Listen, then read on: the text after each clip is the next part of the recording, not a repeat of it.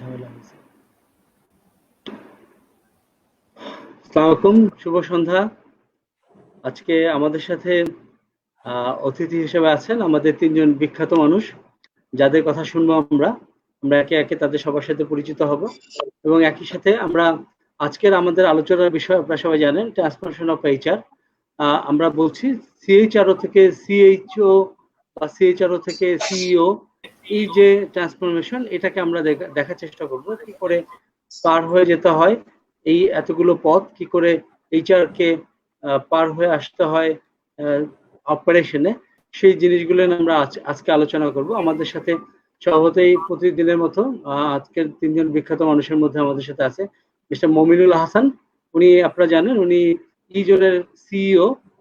ইজন বাংলাদেশে one of the biggest HR consultancy firms. এর আগে এর সাথে আছে আজিও অজয় রাতস্যে সরকার। আচ্ছা, একটু আমার কাছে একটু কঠিন লাগে আপনার কাছে আল কাজী। তো আমরা অজয় ভাইকে আমন্ত্রণ জানাচ্ছি আমাদের আজকের প্রোগ্রামে। একই সাথে আমাদের সাথে আছে S M Shamim. Mister Shamim, উনি এখন আছেন প্র্যাগমা সিস্টেমে, যে এটা একটি এমএনসি কোম্পানি, একটা সফটওয়্যার বেসড এমএনসি কোম্পানি। একই সাথে উনি তার আরো অনেকগুলো পরিচয় আছে। আমরা একে একে আস্তে আস্তে তাদের কাছে সবকিছু শুনবো। আমরা আলোচনায় চলে আসবো। আমাদের আলোচনার বিষয়বস্তু হলো কি করে এইচআর ট্রান্সফর্ম হয়ে সিইও বা অপারেশন আমরা কি করে আসতে পারি। আমরা আলোচনার শুরুতেই আপনাদেরকে জানিয়ে রাখতে চাই, আমরা এই প্রোগ্রামটি করছি মাই জবস এর ব্যানার থেকে। মাই জবস একটি জব পোর্টাল। আপনাদের এই প্রোগ্রামটি আপনারা যদি দেখতে চান, তাহলে আমাদের মাই জবস এর ফেসবুক পেজ, লিঙ্কডইন পেজ এবং ইউটিউব চ্যানেলে আপনারা কানেক্ট করতে পারেন। আর যারা এখন দেখতে পাবেন না, তাদের জন্য এই প্রোগ্রামটি রেকর্ডেড থাকবে ইউটিউবে, আপনারা যে কোনো সময় চাইলে দেখতে পারবেন। আমি প্রথমে আমন্ত্রণ জানাবো আমাদের মমিনুল হাসান ভাইকে। ভাইয়া, আপনার সাথে আমার পরিচয় আসলে অনেক দিনের। আমি বলবো যে অনেক বছর হলো, এটা বোধহয় 14-15 বছর হবে, সামথিং লাইক দ্যাট। 14-15 বছরের বেশি হবে, আমার যতটুকু মনে পড়ছে। আমি আপনাকে তখন থেকে একই রকম দেখছি। খুবই, মানে কি বলবো, মানে একটা অথেন্টিক জেন্টলম্যান আর কি, মানে অথেন্টিক ফুডের মতো অথেন্টিক জেন্টলম্যান। ভালো মানুষের, আমি আপনাকে দেখেছি, ভালো মানুষ বললে যা বোঝা যায়, একজন আইডিয়াল মানুষ হলে বলতে যা বোঝা যায়। আপনার কেরিয়ারও খুব ডাইভার্সিফাইড কেরিয়ার। আপনি শুরু করেছেন, আমি হয়তো ফার্মাসিউটিক্যাল থেকে বা ইয়ে থেকে, আমি যতটুকু আমার মনে আছে, সেখান থেকে আপনি আজ পর্যন্ত মানে অনেকগুলো বড় বড় পজিশনকে হোল্ড করে আপনি আজকে সিইও হিসেবে কাজ করছেন। আমরা আসলে আমাদের জানার জায়গাটাই এখানেই, যে আমরা কি করে এই এইচআর এর গন্ডি পের হয়ে, কারণ আমরা আসলে এইচআর বলতে বলতে এইচআরই বুঝি, আমরা এইচআর বাইরে আর কিছু বুঝি না। তো আমরা কি করে এইচআর থেকে বের হয়ে অপারেশনে গিয়ে আমাদের কন্ট্রিবিউশন করতে পারি, যদি কাইন্ডলি আপনি একটু আমাদেরকে বলতেন আপনার অভিজ্ঞতার কথা। Thank you so much. যারা শুনছেন সবাইকে অশেষ ধন্যবাদ। আশা করছি যে আমরা আপনাদের বিভিন্ন আমাদের সম্পর্কে আরেকটু বিস্তারিত বলতে পারবো, but before that I would like to start from the beginning of my career.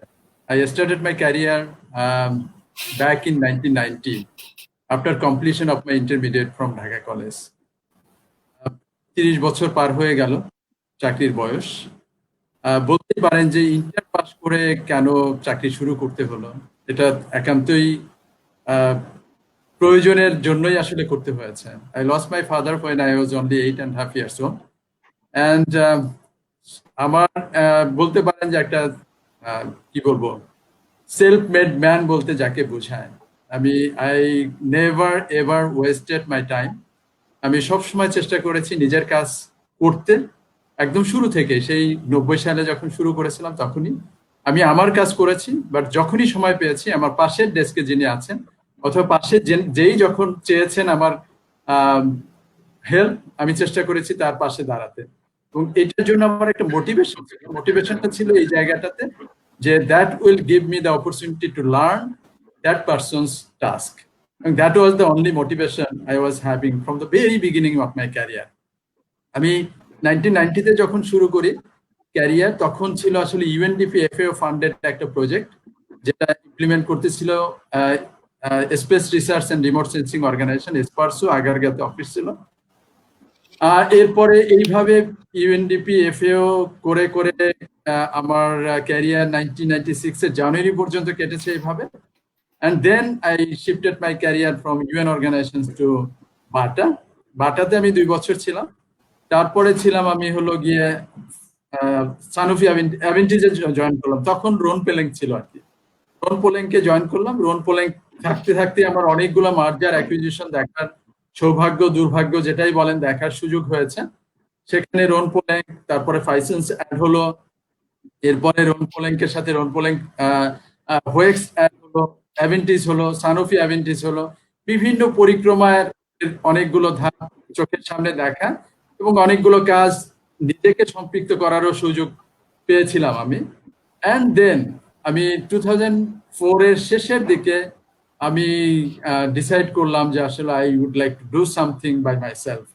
কিন্তু কিভাবে করব কি এই ধরনের একটা ইয়া ছিল সেই সময়টাতে আসলে basically the then managing director of Sanofi Aventis, আমি বলবো যে mister A K M Shamsuddin, যিনি করেছিলেন, রিটায়ারমেন্টে আসলেন 2003-তে, এবং we are having a very good relationship. এবং আমি বাই দ্য ওয়ে ওনার সাথে এত ফ্রিলি ফ্রাঙ্কলি আমাদের ডিসকাশন হতো, এবং আমি I had the opportunity to share my intention to contribute in human resource area. এবং অ্যাকর্ডিংলি আমি সেটা কোনো না কোনো সময় ওনাকেও বলেছি, এবং he keep that in his mind. এবং আমাকে 2004 এর শেষের দিকে একটা সময় আমাকে ফোন করলেন, Ahsan, can you come and can we have something sometime together. আমি ওনাকে প্রচন্ড রকম শ্রদ্ধা করি, সম্মান করি, এখনো করি। এবং এই মানুষটা যখন আমাকে বললেন যে আসতে পারবেন কিনা, আমি কোনো কাল বিলম্ব না করে চলে গেলাম। উনি বললেন যে আহসান, আপনি তো এরকম একটা ইন্টেনশন ছিল আপনার মাথায়, আমি মনে রেখেছি, but can we do something together. এটা আমি সেই 2004 এর শেষের কথা বলছি। তখন আমি সানোফি অ্যাভেন্টিজে আছি। এবং আমার কাছে পরে বললাম যে কিভাবে আসলে শুরু করতে চান, তো বললো যে না, আপনি বলেন কি মডালিটি কি হবে। Accordingly we came to a conclusion. এবং আমার কাছে যেটা ভালো লাগছে যে মানুষটার সাথে আসলে আমার যদি গ্রেডিং এর গ্যাপ বলেন, ইট ওয়াজ মানে সো গ্যাপ, বাট ওই মানুষটা আমাকে মনে করেছেন যে তার পাশে পার্টনার হওয়ার যোগ্যতা আমি রাখি। এই ইয়েটা যখন করলেন তখনই আমি আই গট দ্য কনফিডেন্স। আমি আর I didn't give second thought, আমি ডিসাইডেড যে আমি করব, একসাথে করব। ওনার কাছেই শুনতে চাইলাম যে কিভাবে আমরা প্রসিড করতে চাই। উনি বললেন যে হ্যাঁ আপনি বলেন। অ্যাকর্ডিংলি আমি এবং আমার ফ্রেন্ড ছিল তখন, তার সে সহ আমরা 40% শেয়ার, এবং শামসুদ্দিন সাহেব এবং ওনার যে ইয়াটা ছিল ওখানে 60%। আমাদের দিক থেকে ম্যানেজিং ডিরেক্টর শামসুদ্দিন সাহেব, chairman, that was the understanding. এইভাবে আমরা শুরু করেছিলাম। ফর্চুনেটলি যেটা হয়েছিল, আমরা শুরু করার 3 মাসের মধ্যে we came in break even, এবং এরপর থেকে মাশাআল্লাহ আমাদের পিছনে ফিরে তাকাতে হয়নি। এরপরের একটা বড় লম্বা সময় একই সাথে আমার আইডেন্টিটিটা অনেকে জানেন যে আমি I pass through a long time to Apex group.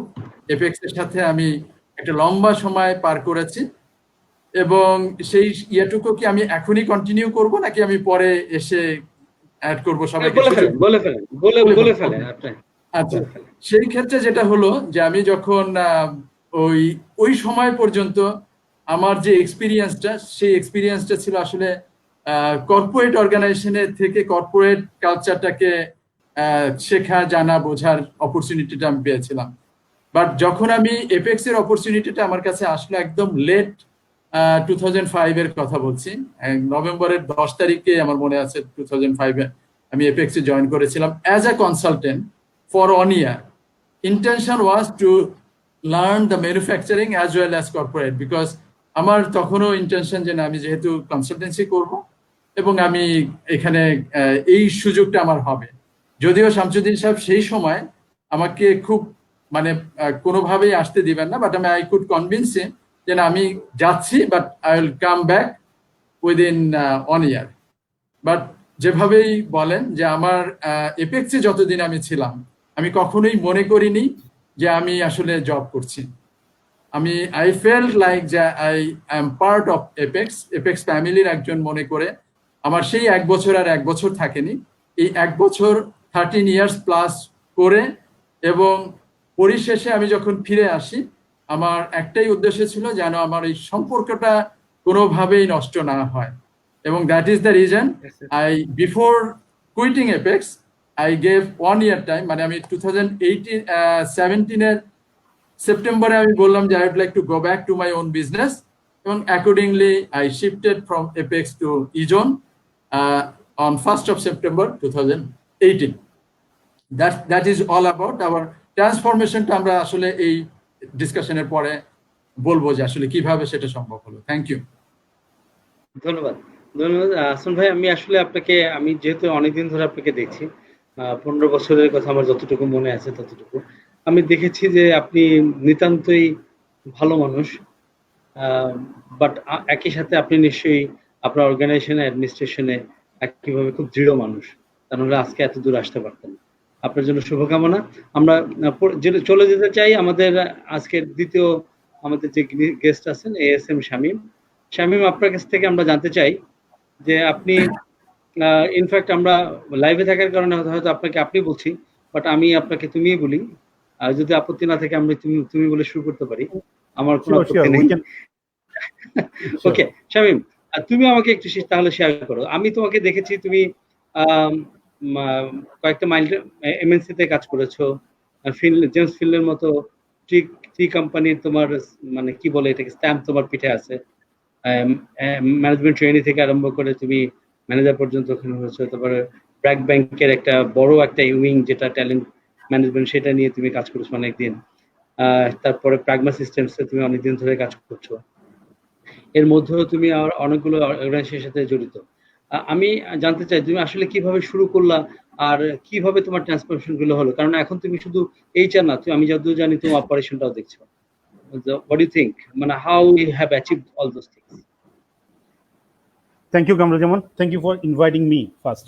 Second, assalamu alaikum to all my viewers. I have started my career with James Finlay Bangladesh Limited as management trainee. This is a UK-based company.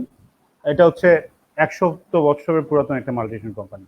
এটা traditional এবং বলা যায় এটাকে একটা আলাদা industry হিসাবে সবাই সেভাবে চেনে না, বাট ডিফারেন্টলি চেনে MNC হিসাবে। আমি ওখানে জব করেছি 10 বছর। আমি স্টার্ট করেছি 1998 and 2008 পর্যন্ত আমি ছিলাম সেখানে। আমি ওখানে ইনফ্যাক্ট হচ্ছে যে HR operation plantation, actually tea গার্ডেনের জবটা হচ্ছে ভার্সাটাইল একটা জব। সেখানে একজন tea planter, I am also planter তাদেরকে বলা হয় যারা টি প্লান্টেশনের সাথে জড়িত বা টি প্লান্টেশন জানে। আমি ওখানে জব করেছি 10 বছর। Then I move to BRAC ব্যাংকে আমি ছিলাম 8 বছর। সেখানে আমি HR কাজ করেছি, অ্যাডমিনে ছিলাম, হেড অফ অ্যাডমিন ছিলাম। HR রিক্রুটমেন্ট অ্যান্ড ট্যালেন্ট সোর্সিংটা আমি দেখেছি। I am heading the talent sourcing. And then I moved to Pragma Systems, my present company. This is a software company. It is a Austin-based IT company. এখানে I am heading the operation and HR. Apart from my professional career, I am a guest faculty from 2009. I do conduct classes in Jahangirnagar University, IBA, and Southeast University. In fact, আমি ওখানে HRE class conduct করি। আমি যদি একটু অন্যভাবে বলি, start করেছি আমি টি ইন্ডাস্ট্রি দিয়ে। আমি কাজ করছি মোট 3টে ইন্ডাস্ট্রিতে। আবার আমি যদি ধরি ইন্ডাস্ট্রি অ্যান্ড ইউনিভার্সিটি, দুইটার নলেজ বা কোলাবোরেশন, আই হ্যাভ 2 কোলাবোরেশন। কিভাবে? আমি প্রথম থেকে কাজ করেছি টি ইন্ডাস্ট্রিতে, then banking industry, now software company, and I am also related with the university as a guest faculty. Transformation, আপনি যদি এখন দেখেন যে transformation it is started from James Finlay, then I switch over a bank, industry change হয়েছে এবং job নেচারও কিছুটা change হয়েছে। And যখন আমি ব্র্যাক ব্যাংকে জয়েন করি তখন আমি 2009 থেকে স্টার্ট করি আমার ইউনিভার্সিটি ক্যারিয়ার, সেখানে এটা নিয়ে কাজ করেছি। Shamim, we got a network glitch. আমার মনে হয় তুমি আরেকটু কিছু থেকে শুরু করো। মানে up to Jahangirnagar university it was clear, then there was a network glitch. আচ্ছা আচ্ছা, আমার এখানে ঠিক আছে, Okay. আমার মনে হয় যে আমরা শুনতে পাচ্ছি। No. এখানে বোধহয় অযোধ্যা আপনার ওখানে বোধহয় নেটওয়ার্ক ডিস্টার্ব করছে, অসুবিধা না, আমরা শুনতে পাচ্ছি। না, I got a network আচ্ছা। glitch, then it's my problem probably, but there was no Yeah. notification. Anyway, এহসান ভাই কি শুনতে sorry, পাচ্ছেন? শামীম। জি, হ্যাঁ, ওকে, এহসান এহসান ভাই ভাই কি শুনতে শুনতে পাচ্ছেন তো? পাচ্ছেন? হ্যাঁ আমি শুনতে পাচ্ছি, আমি শুনতে পাচ্ছি। মানে we all are connected, right? মাঝখানে কিন্তু কথা ভেঙে যাচ্ছে, I don't know why. Yeah. Over here my tower is full. আচ্ছা, okay, anyway it Now, might be happen, networking এ ডিস্টার্ব। আমি ট্রান্সফরমেশন carry on. নিয়ে এখন কথা বলি। জি। Transformation is a different thing. Now, if you want to be transformed, if you want to raise your bar, then you can raise. In fact, প্রথম থেকে from the beginning, I want to bring myself in operation or other core business. আপনি যদি চান, আপনি যদি really মানে ট্রান্সফরমেশনের first mandatory ইয়েটা হচ্ছে যে আপনাকে চাইতে হবে, আপনার ইচ্ছা থাকতে হবে। ইচ্ছা না, এটাকে বলে সদ ইচ্ছা। আপনার যদি if you have the courage, if you have the target, একদম clear goal, then you can have your path. আমি যখন ব্র্যাক ব্যাংক থেকে আমি প্রাগম্যান সিস্টেমসে সুইচ ওভার করি তখন আমার chairman, group chairman, and he is also group CEO, সে আমাকে বলেছে you have done enough for HR অনেকদিন কাজ করেছে, তোমার এখন অন্য কোনো ডিজায়ার আছে কিনা। তো ইনফ্যাক্ট চান্স পেলে তো সবাই, অপশন পেলে সেটা কাজে লাগাতে চেষ্টা করে। অ্যান্ড আমি আমার মনে কথা বললাম, actually I would like to be a CEO. End of the day এক সময় আমি আমাকে সিইও দেখতে চাই। বলে লেটস স্টার্ট, তুমি বাংলাদেশের এইচআর তো দেখছোই, you can start the operation also. তো আমাকে একটা ব্রেক দেওয়া হয়েছে, আমি সেই ব্রেক থেকে কাজ করছি। আর ইনফ্যাক্ট যদি অপারেশনের বা সিইও স্কিল, কি কি স্কিল থাকতে হয় সেটা যদি আমাকে যদি কোশ্চেন করা হয়, তাহলে আমি বলবো যে ইনফ্যাক্ট আগে যেটা ছিল যে সে খুব ট্যালেন্ট, এ খুব এতে এমন হতে হবে, এমন হতে হবে, এমন হতে হবে, but now A days talent কিন্তু চেঞ্জ হয়ে গেছে। আগে ট্যালেন্ট বলতে বোঝানো হতো যে খুব মেরিটোরিয়াস, ফার্স্ট ক্লাস ফার্স্ট, এটা হইতে হবে, সেটা হবে, সেটা হতে হবে। Now it is first class first বা এটা হইতে হবে, সেটা হতে, সেটা না। এখন কিন্তু ট্যালেন্টটা চেঞ্জ হয়ে গেছে, যে those are socially intellectual, those are well connected, those have the strong communication, তারাই কিন্তু সাকসেসফুল হচ্ছে। সেটা হতে পারে যে কোনো industry. If you want to switch, if you want to pull yourself, upbring yourself, আপনার সবচেয়ে ইম্পর্টেন্ট কোয়ালিটি যেটা, স্কিল যেটা, সেটা হচ্ছে আপনার ইয়ে থাকতে হবে, ইচ্ছা বা সদ ইচ্ছা। আপনার যদি সদ ইচ্ছা থাকে, ইউ ক্যান গেট ইট। এর মধ্যে অনেক কিছু আছে, মানে আমরা যেহেতু এইচআর এ কাজ করি, আমাদের কিছু জিনিস আছে, আমরা কিছু জেস্চার মেনটেন করি, কিছু ফরম্যাট মেনটেন করি। বাট সিইও হতে গেলে কি লাগে? সিইও হতে গেলে প্রথম আমার কাছে তো মনে হয় যে you have to talk, you have to work, you have to think as a CEO, as a leader. মানে কিছু এক্সট্রা কোয়ালিটি তো থাকতেই হয়। এমবিএ কিন্তু সবাই এমবিএ করে, আমরা এখানে চারজন আছে, আই ফিল আমরা সবাই কিন্তু এমবিএ জেস্চার জানি, বাট আমরা কিন্তু কেউ কি আমরা নেম ট্যাগে লিখে রাখি যে আই এম এ এমবিএ। আমি যখন মাই presentation, my body language, my gesture, my walk, talk, and in fact think, সেগুলি সাধারণত বিচার করে যে আমি কি করতে পারি বা আমার দ্বারা কি হবে। দেয়ার আর মেনি প্যারামিটার, অনেকগুলি প্যারামিটার আছে। মানে এখন বললে ইনফ্যাক্ট মানে 1 ঘন্টা আমরা সময় একটু লেগে যাবে। সময় নেই। হ্যাঁ, Anyway, 1 ঘন্টা সময় হ্যাঁ। লেগে পরে অজয় দা আবার অন্য কিছু বলতে পারে, তো সেই কারণে আমরা না ঠিক ওপেন করতে না, পারি। না আমরা experience শামীম, বোধহয় এক। আচ্ছা, থ্যাংক ইউ শামীম।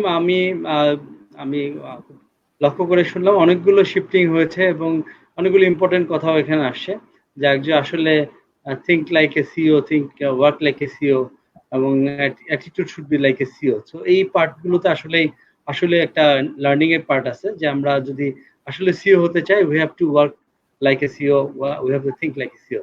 আচ্ছা অযোধ্যায় আপনাকে আমি যদি জানতে চাই, অযোধ্যাকে আমি আসলে অনেকদিন ধরে চিনি। অযোধ্যা আমার দেখা একজন মানুষ, খুব আমার কাছে মনে হচ্ছে খুব শক্তপোক্ত, একদম স্ট্রং, একদম পার্সোনালিটি। অযোধ্যা কি আমার কথা শুনতে পাচ্ছেন? নেটওয়ার্কে বোধহয় একটু প্রবলেম হচ্ছে। অযোধ্যা কি শুনতে পাচ্ছেন আমার কথা? I don't know. অযোধ্যা, আমি শুনতে পাচ্ছি আপনার কথা, আপনি কি শুনতে পাচ্ছেন? এবার আমি শুনতে পাচ্ছি, বলুন আপনার প্রশ্নটা করুন। আচ্ছা শুনতে পাচ্ছি।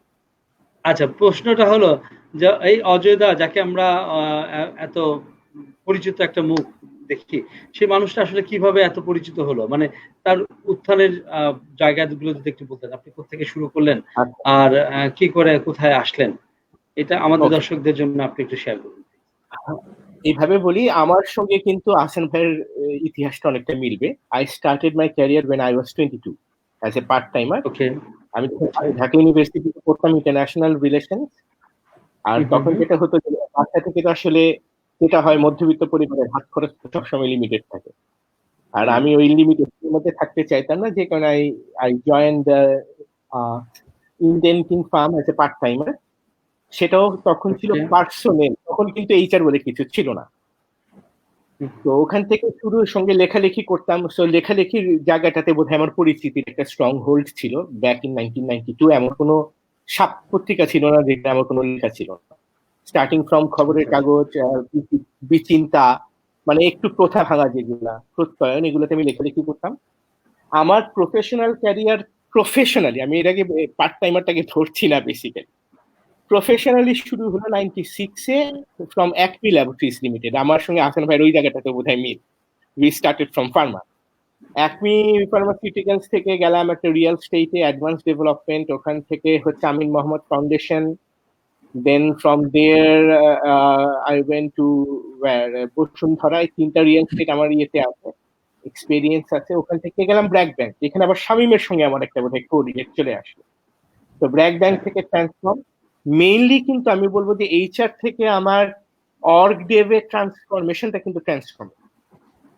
ব্যাপার যেটা হয়েছে, মানে আমি একসঙ্গে, মানে আমার লাইফ জার্নিটা আমি যদি শেয়ার করি, আমার মনে হয় আমি কি করে অপারেশনসে আসলাম এটা বোঝাটা সহজ হবে। আমি কিন্তু প্রথাগত মানে পার্সোনাল দিয়ে শুরু। একমিতে পার্সোনাল মানে ইট ওয়াজ মোর অ্যান অ্যাডমিন জব, মানে বেতন কাটুরি, ওরে বকা দাউড়ে, এই টাইপের একটা জব ছিল, যেহেতু ম্যানুফ্যাকচারিং।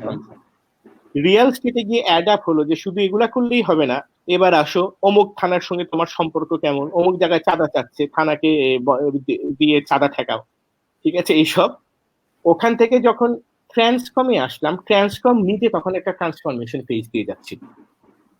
ফলে যেটা হয়েছে যে আমি জয়েন করলাম as HR, and then I was মানে অ্যাকচুয়ালি ট্রান্সফার্ড না বলে আমি বলি, আমাকে তুলে এনে ছেড়ে দেওয়া হলো, অর্গডেভ করো, আমরা এখন এসবিইউ কনসেপ্টে যাব, আমরা এখন এসবিইউ ওয়াইজ পিএনএল করব, আমরা আমাদের ডিস্ট্রিবিউশন গুলোকে সাজাবো, এখন এইখানে তোমার ভূমিকাকে এটা ঠিক করো। ওই কাজটা করতে গিয়ে কিন্তু যখনই আপনি সে এসবিইউ সাজাবেন, প্রফিট অ্যান্ড লস অ্যানালিসিস করবেন, পিপলকে এগুলো নিয়ে ট্রেন করবেন, ডিস্ট্রিবিউশন চ্যানেলকে আপনি অ্যালাইন করবেন, তখনই কিন্তু হয়ে গেছে যে আমি অপারেশনস এর মধ্যে ঢুকে গেছি। ওখান থেকে গেলাম টিকেতেও বেসিক্যালি আমরা এসবিইউ কনসেপ্টটা আমার করা, এটা কিন্তু ট্রান্সকমে যা শিখেছি সেটাই অ্যাপ্লাই করেছি। আর আমরা টিকেতে ডিস্ট্রিবিউশন চ্যানেল অ্যালাইন করা, ওইটাও ট্রান্সকমে যা শিখেছি এখানে অ্যাপ্লাই করেছি। টিকে থেকে আমরা এই যে সফটওয়্যার, মানে আইসিটি অ্যান্ড গার্মেন্ট বোথ, আর&ডি আছে, ইনফ্যাক্ট 5টা ভার্টিক্যালের মধ্যে যেমন গার্মেন্টস আছে, তেমনি আইসিটি আছে, ফুড অ্যান্ড বেভারেজ আছে, মানে কনফ্লিক্ট ইয়ে ভার্টিক্যাল। আমার এই টোটাল জার্নিটা আমার যেটা শেখা কামরুজ্জামান, আমার যেটা শেখা হচ্ছে এইচআর এর আমাদের মানুষজনের একটা সমস্যা হয় কি, আমরা না খুব মায়োপিক চিন্তা করতে স্বাচ্ছন্দ্য বোধ করি। পিএমএস, যদি পিএমএস টাই আমরা একটু ভালো মতো বুঝি যে পারফরমেন্স ম্যানেজমেন্ট সিস্টেমে টার্গেটটা কিভাবে সেট হচ্ছে, বেশি ডিটেলে যাব না, আমি ধরেন শুধুমাত্র যদি সেলস এরটা দেখি, যখন একটা কোম্পানি গ্রোয়িং কোম্পানি হয় তখন কিন্তু কোম্পানির লক্ষ্যটা থাকে হচ্ছে আমি মার্কেট শেয়ার নেব। আমার বটমে যদি কমও থাকে, মানে আমার প্রফিট যদি কমও হয়, আমি মার্কেট দখল করব। এটা একটা মানে গ্রোয়িং অর্গানাইজেশনের নর্মাল ট্রেন্ড গোটা দুনিয়াতে। আবার যখন স্টেবল হয়ে যায় তখন কিন্তু আর মার্কেট শেয়ারের দিকে যায় না, তখন যায় আমার বটম লাইন আমি বাড়াবো, মানে আমার প্রফিটেবিলিটি আমি বাড়াবো। এই সেলস টার্গেটটা কিভাবে আপনার ইয়ে হচ্ছে, সেট হচ্ছে, এটা দিয়ে কিন্তু আপনি বুঝতে পারবেন যে অ্যাকচুয়ালি আপনি মার্কেট শেয়ারে যাচ্ছেন না বটমে যাচ্ছেন, কারণ ওখানে কিন্তু বটম লাইনও থাকে, রাইট? এবং ওইটা অ্যানালাইসিস করলে কিন্তু আপনার মোটামুটি আপনি বিজনেসে ঢুকতে পারছেন, কেননা প্রফিট এন্ড লস আপনি তখন ক্যালকুলেট করা শুরু করবেন, রাইট? আপনি পিএমএসটাকে শুধু পিএমএস হিসেবে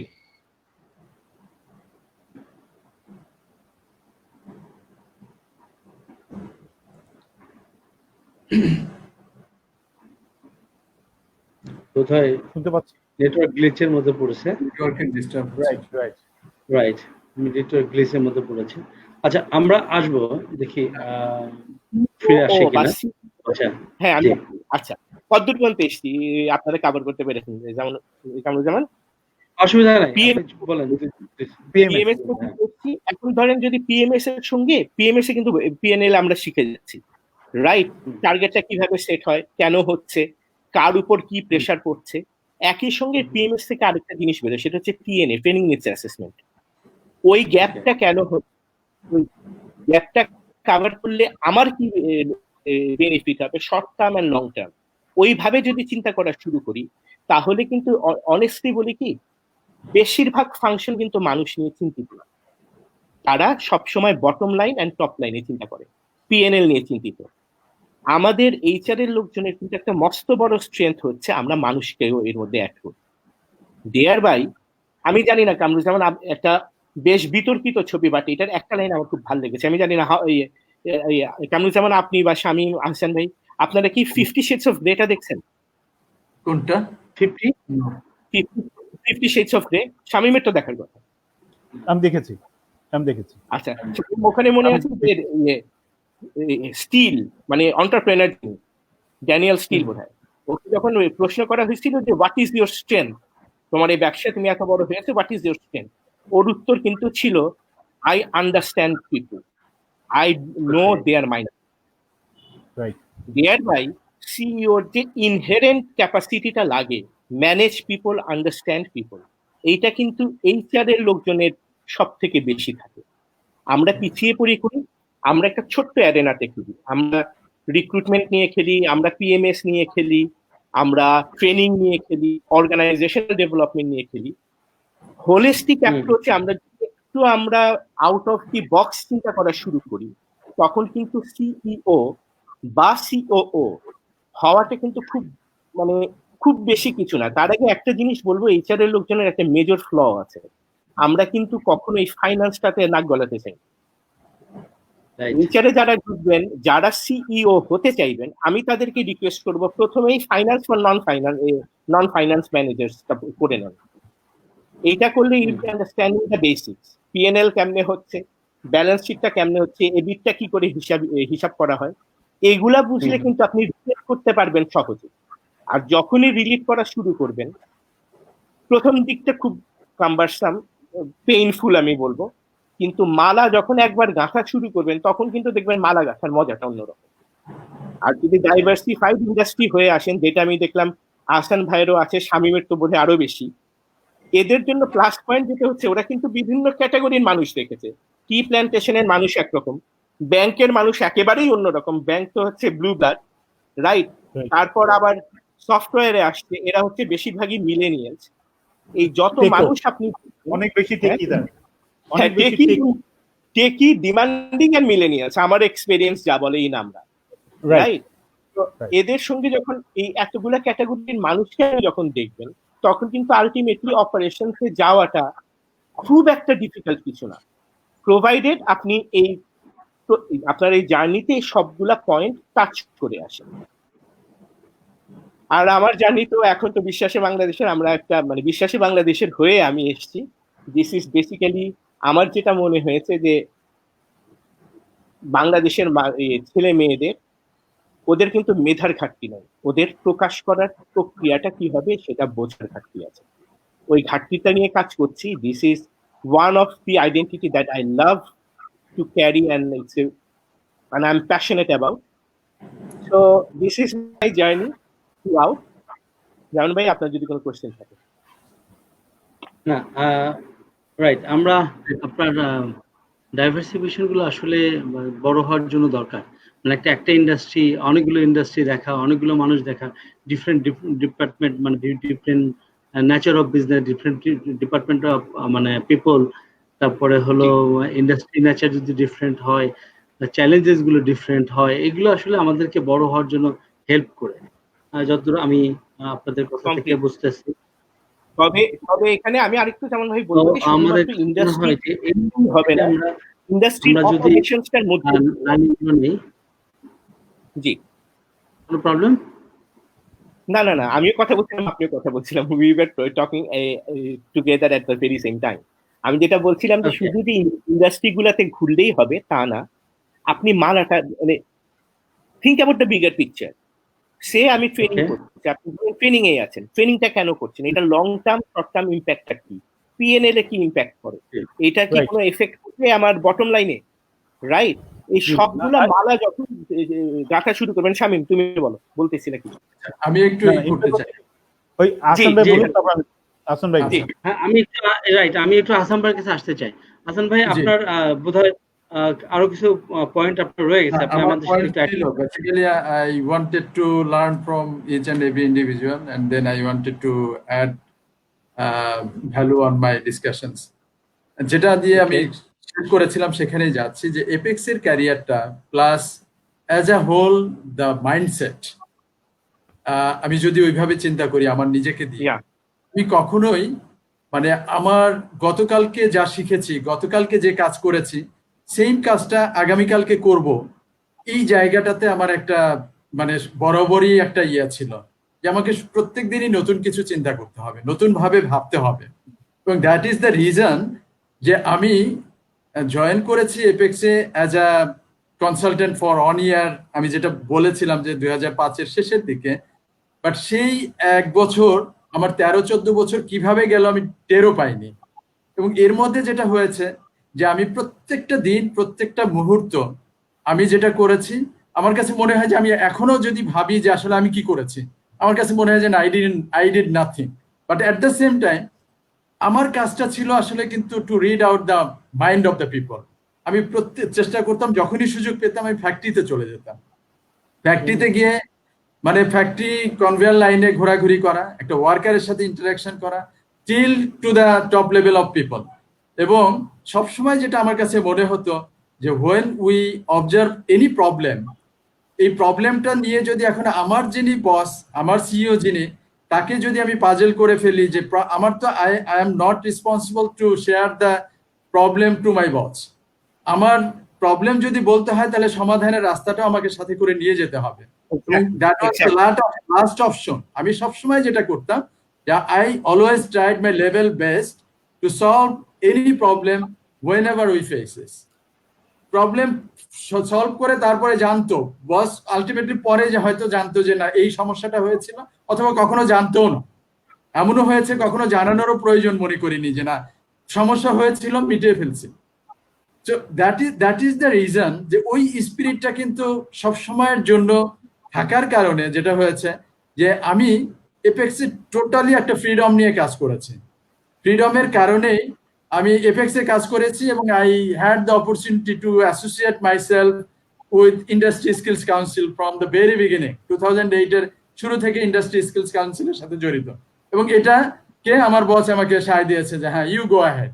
সেই মতে I establish centre of excellence for leather skills Bangladesh limited. কে বলেছে? আমি এমন কোন এই স্টার্টিং ফ্রম মাই ইজন ইনভলভমেন্ট টিল এই যে যতগুলো ইনোভেশন নিয়ে, যতগুলো রিলেন্টলেসলি কাজ করার যে আকাঙ্ক্ষাটা, এটা প্রত্যেকটা কিছু কিন্তু আমি আমার বসের নজরে রেখে তার সম্মতিতে আমি করেছি। তো কখনোই মনে হয়নি যে আমি একটা হাইড অ্যান্ড সিক গেম খেলছি। অ্যাটলিস্ট তার সাথে আমার বোঝাপড়াটা এত ভালো ছিল, বা এখনো পর্যন্ত we are having a fantastic relationship, যেটাকে নিয়ে আমি রেস্ট অফ মাই লাইফ গর্ব করতে চাই যে না, আমি I had the opportunity to work man like mister Nasim Manzur, man like mister Syed Manzur Elahi, even my previous boss managing director of Sanofi Aventis mister A K M Shamsuddin, ওনার মতো মানুষ আমার মানে I had the opportunity to work with him. এবং আরেকজন যার কথা আমি একদম যদিও অল্প সময় কাজ করেছি, বাটাতে আমি 2 বছর ছিলাম, সেই সময়ে I had the opportunity to work with mister Ehsanuzzaman, যা আমাদের জাতীয় 4 নেতার এক নেতার ছেলে, কামরুজ্জামান সাহেবের ছেলে, মানে এহসান সাহেব। ফ্যান্টাস্টিক ম্যান, মানে প্রত্যেকটা জায়গায় আমি কখনোই এমন হয়নি যে আমার কোনো প্রবলেম, আমি কখন আই নেভার এভার মানে places any issues to my buses যে না স্যার এটা এই সমস্যা এইভাবে ইয়া হয়েছে, আমি কখনোই সেটা ফিল করি না।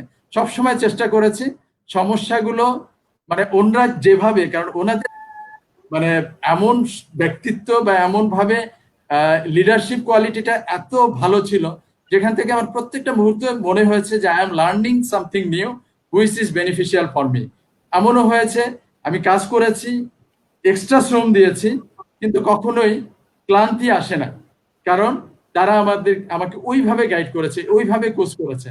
এবং যে কারণে মনে করেন আমি একদম ইন্টারমিডিয়েট পাস করে যখন একটা ছেলে কাজ শুরু করে, অনেক বড় কিছু দিয়ে শুরু করে, সেটা বললে মানে মানে অত্যুক্তি হবে আমি বলবো, but by the grace of almighty কেউ কিন্তু আমাকে এখানে দয়া করে আনেনি। আমি প্রত্যেকটা মুহূর্ত চেষ্টা করেছি। এবং আমার এই মেসেজগুলো কেন বলতে চাচ্ছি, the audience who are hearing me, আমি এই মেসেজটা তাদেরকে দিতে চাই যে প্লিজ আমার মতো একজন, আমি এখনো মনে করি যে আই নো নাথিং, বাট এই অবস্থা থেকেও যে মানুষটাকে আল্লাহ এই অবস্থায় এনেছেন, আমরা যারা অনেকেই অনেক কিছু নিয়ে সবসময় হতাশ থাকি, আমরা সবসময় একটা নেগেটিভিটির মধ্যে দিয়ে বড় হচ্ছি অথবা চর্চা করি নেগেটিভিটি, সেই জায়গা থেকে আমার কাছে মনে হয় যে we have lot of issues, lot of areas যেখান থেকে আমরা পজিটিভিটির চর্চা করতে পারি, এবং সেইটাই কিন্তু আসলে আমাদেরকে ইন্সপায়ার করবে to go in the next level. আমরা নেগেটিভিটি থেকে কখনোই ইন্সপায়ার্ড হতে পারি না, রাদার আমরা নেগেটিভিটি থেকে ডিমোরালাইজড হতে পারি। আমি নতুন স্বপ্ন দেখার জায়গা পাই না, রাদার আমরা মনে হয় যে আমি কি করব এরকম একটা অবস্থায় চলে আসি। বাট আপনাকে পজিটিভিটি সবসময় ইন্সপায়ার করবে, এবং আমরা মনে করি যারা আমরা মাত্র ক্যারিয়ার শুরু করেছি, ক্যারিয়ার শিফটিং এর একটা জায়গায় চিন্তা করছি, তাদেরকে সবসময় মনে করতে হবে যে না, আমাদের জন্য সামনে অনেক অবাধ রাস্তা আছে। কারণ জ্যাকমার একটা আমি মাঝে মাঝেই দেখি জ্যাকমাকে, যে মানুষটা 35 ইয়ার্স অফ হিজ মানে age, he tried lot many issues, lot many areas, কিন্তু গেট নাথিং। না, তখনও মনে হয়নি যে না তার পক্ষে কিছু করা সম্ভব, বাট সেই মানুষটা কুড প্রুভ। আমরা যারা যে অবস্থায় আছি না কেন, আমাদের শেখার কোনো বিকল্প নাই, জানার কোনো বিকল্প নাই। এবং ট্রান্সফরমেশন যেটা বলছি ফ্রম এইচআর টু বিজনেস, এটা কিন্তু আসলে ওই যে বললাম যে আমি যখনই কোনো এবং আমার আরেকটা ভালো সুযোগ হয়েছে এপেক্স এর এই পুরো সময়টা, I had the opportunity two be in the board. একদম ডে 1 থেকে আমি বোর্ড মিটিং এ অ্যাটেন্ড করার সুযোগ আমি পেয়েছি, এবং দ্যাট ইজ দ্য রিজন মানে টপ লেভেলে যে ধরনের ডিসকাশন গুলো, যখনই কোনো চেঞ্জ ডিসিশন হচ্ছে, স্ট্র্যাটেজিক ডিসিশন হচ্ছে, সেই ডিসিশনের পার্ট হয়ে যেতাম, এবং সেই ওয়েতেই কিন্তু আমি আই গট দ্য মেসেজ, এবং সেইভাবে কিন্তু আমি ট্রু করতে পারতাম টু মাই পিপল, যাদের নিয়ে আমি কাজ করব, যাদেরকে নিয়ে এক্সিকিউট করব। So that is the area যেটা আমাকে হেল্প করেছে to be transform from HR to business. Thank you.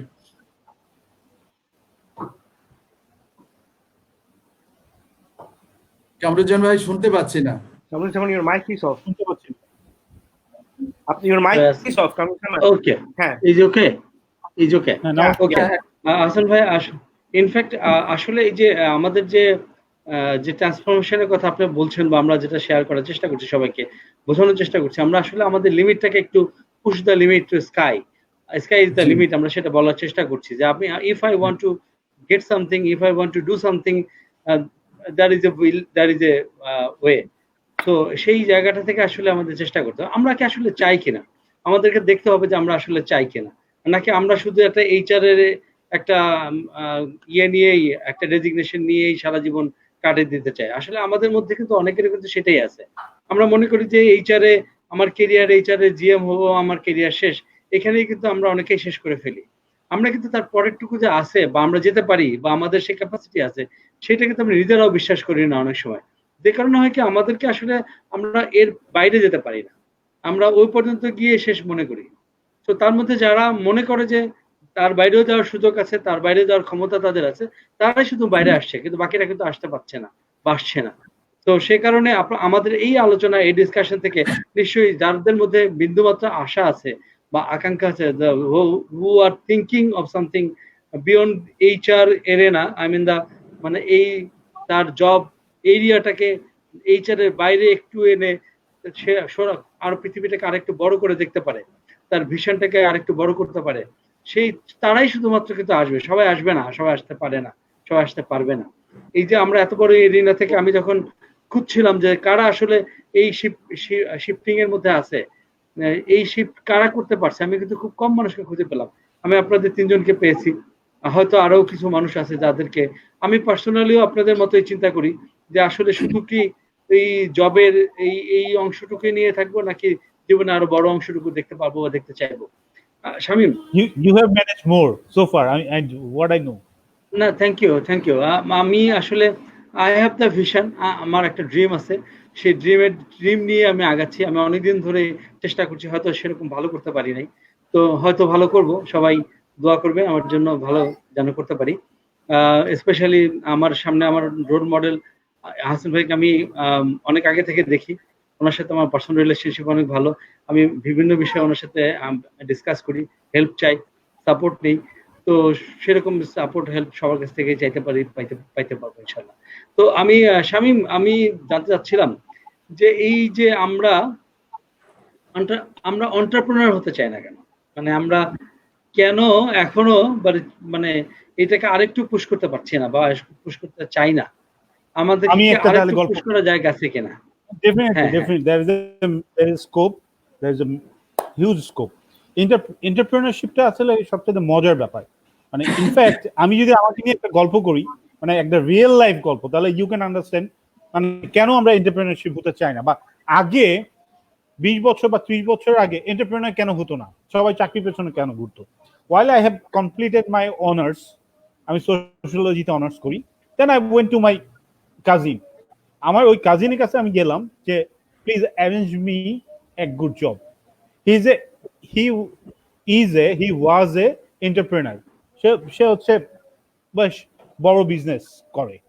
তো আই ওয়েন্ট টু হিম, আমি তার কাছে গেলাম, সে আমাকে বললো যে জব টপ করা লাগবে না, ইউ ডু ওয়ান থিং, খুব গম্ভীরভাবে বললো, ইউ ডু ওয়ান থিং, যে তুমি একটা কাজ করো, তুমি কিছু পুরান ঢাকায় যাও, ওখান থেকে কিছু কসমেটিক্স কিনো, কিনে তুমি বনানীতে বিক্রি করা শুরু করো। আমি এটা খুব মনোযোগ দিয়ে শুনলাম, শোনার পর আই ফেল অফেন্ডেড। আমি রিয়েল লাইফের আমার ইয়েটা বলছি, আই ফেল অফেন্ডেড। আমার খুব এটা কষ্ট হলো যে আমাকে কি বললো। আমি শাইন স্কুল কলেজে পড়াশোনা করেছি, ঢাকা ভার্সিটিতে পড়াশোনা করেছি, এবং আমি অনার্স করেছি, আমি এখন ইয়ে করব, মাস্টার্স করছি, আমাকে বলছে যে আমি নাকি ওই পুরান ঢাকা থেকে কসমেটিক্স, এই টুথপেস্ট কসমেটিক্স এনে এখানে বিক্রি করবো। একটা কথা হইলো। তো আমি না ওই দিন মন খারাপ করে সাথে সাথে চলে যাই। কিছুদিন পর আই গট দ্য জব, আমি জেমস ফিনলে থেকে অফার লেটার পেয়েছি, আমি জয়েন করেছি James Finlay. After 3 or 4 years তখন আবার আমার ওই কাজিনের সাথে দেখ, হি ইজ এ সিআইপি নাও।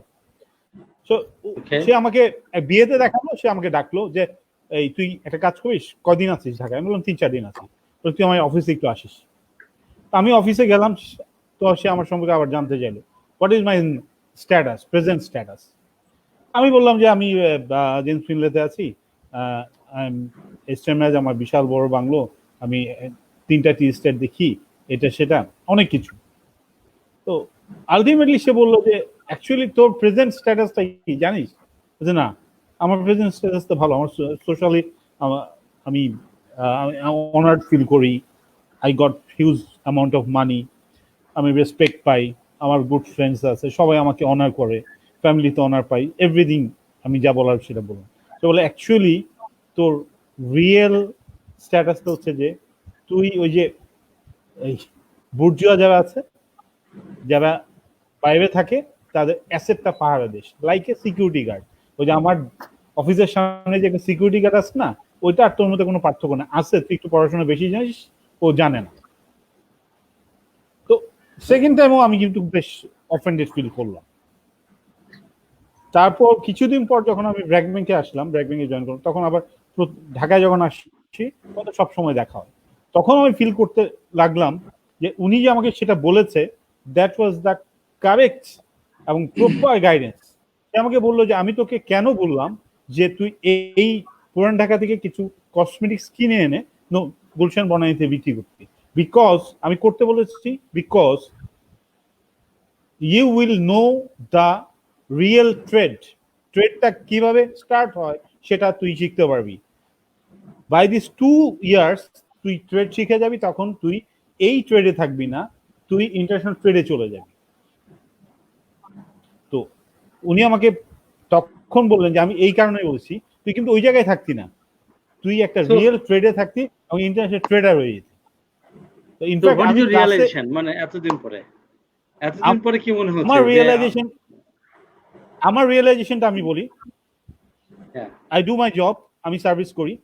আমি যদি সিইও হিসাবে যদি আমি রিটায়ার্ড করি, আমার জব এন্ড হয়ে যাবে সেই জায়গায়, এন্ড আমার পরের জেনারেশন এসে আবার সেই প্রথম থেকে স্টার্ট করতে হবে।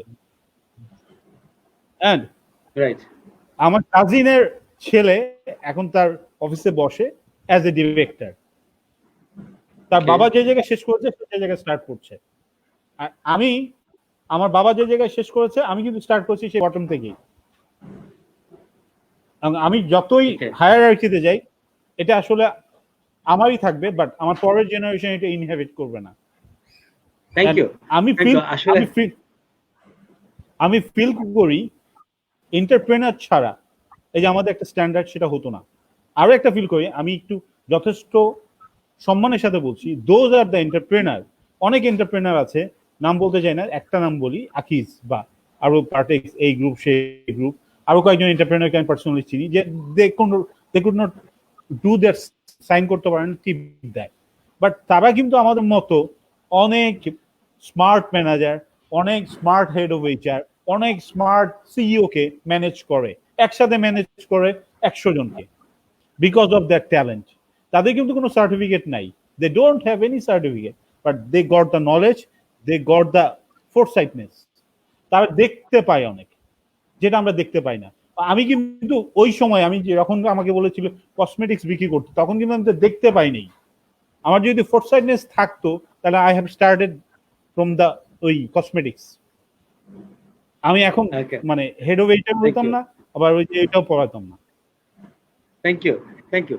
আসলে আমি কয়েকদিন আগে জ্যাকমার একটা লেখা দেখছিলাম, মানে একটা কথা দেখছিলাম, সে বলছে মিনিংটা এরকম যে if you put some banana before a monkey and some money, monkey will take the banana because he doesn't know যে আসলে how much banana can be bought from this money.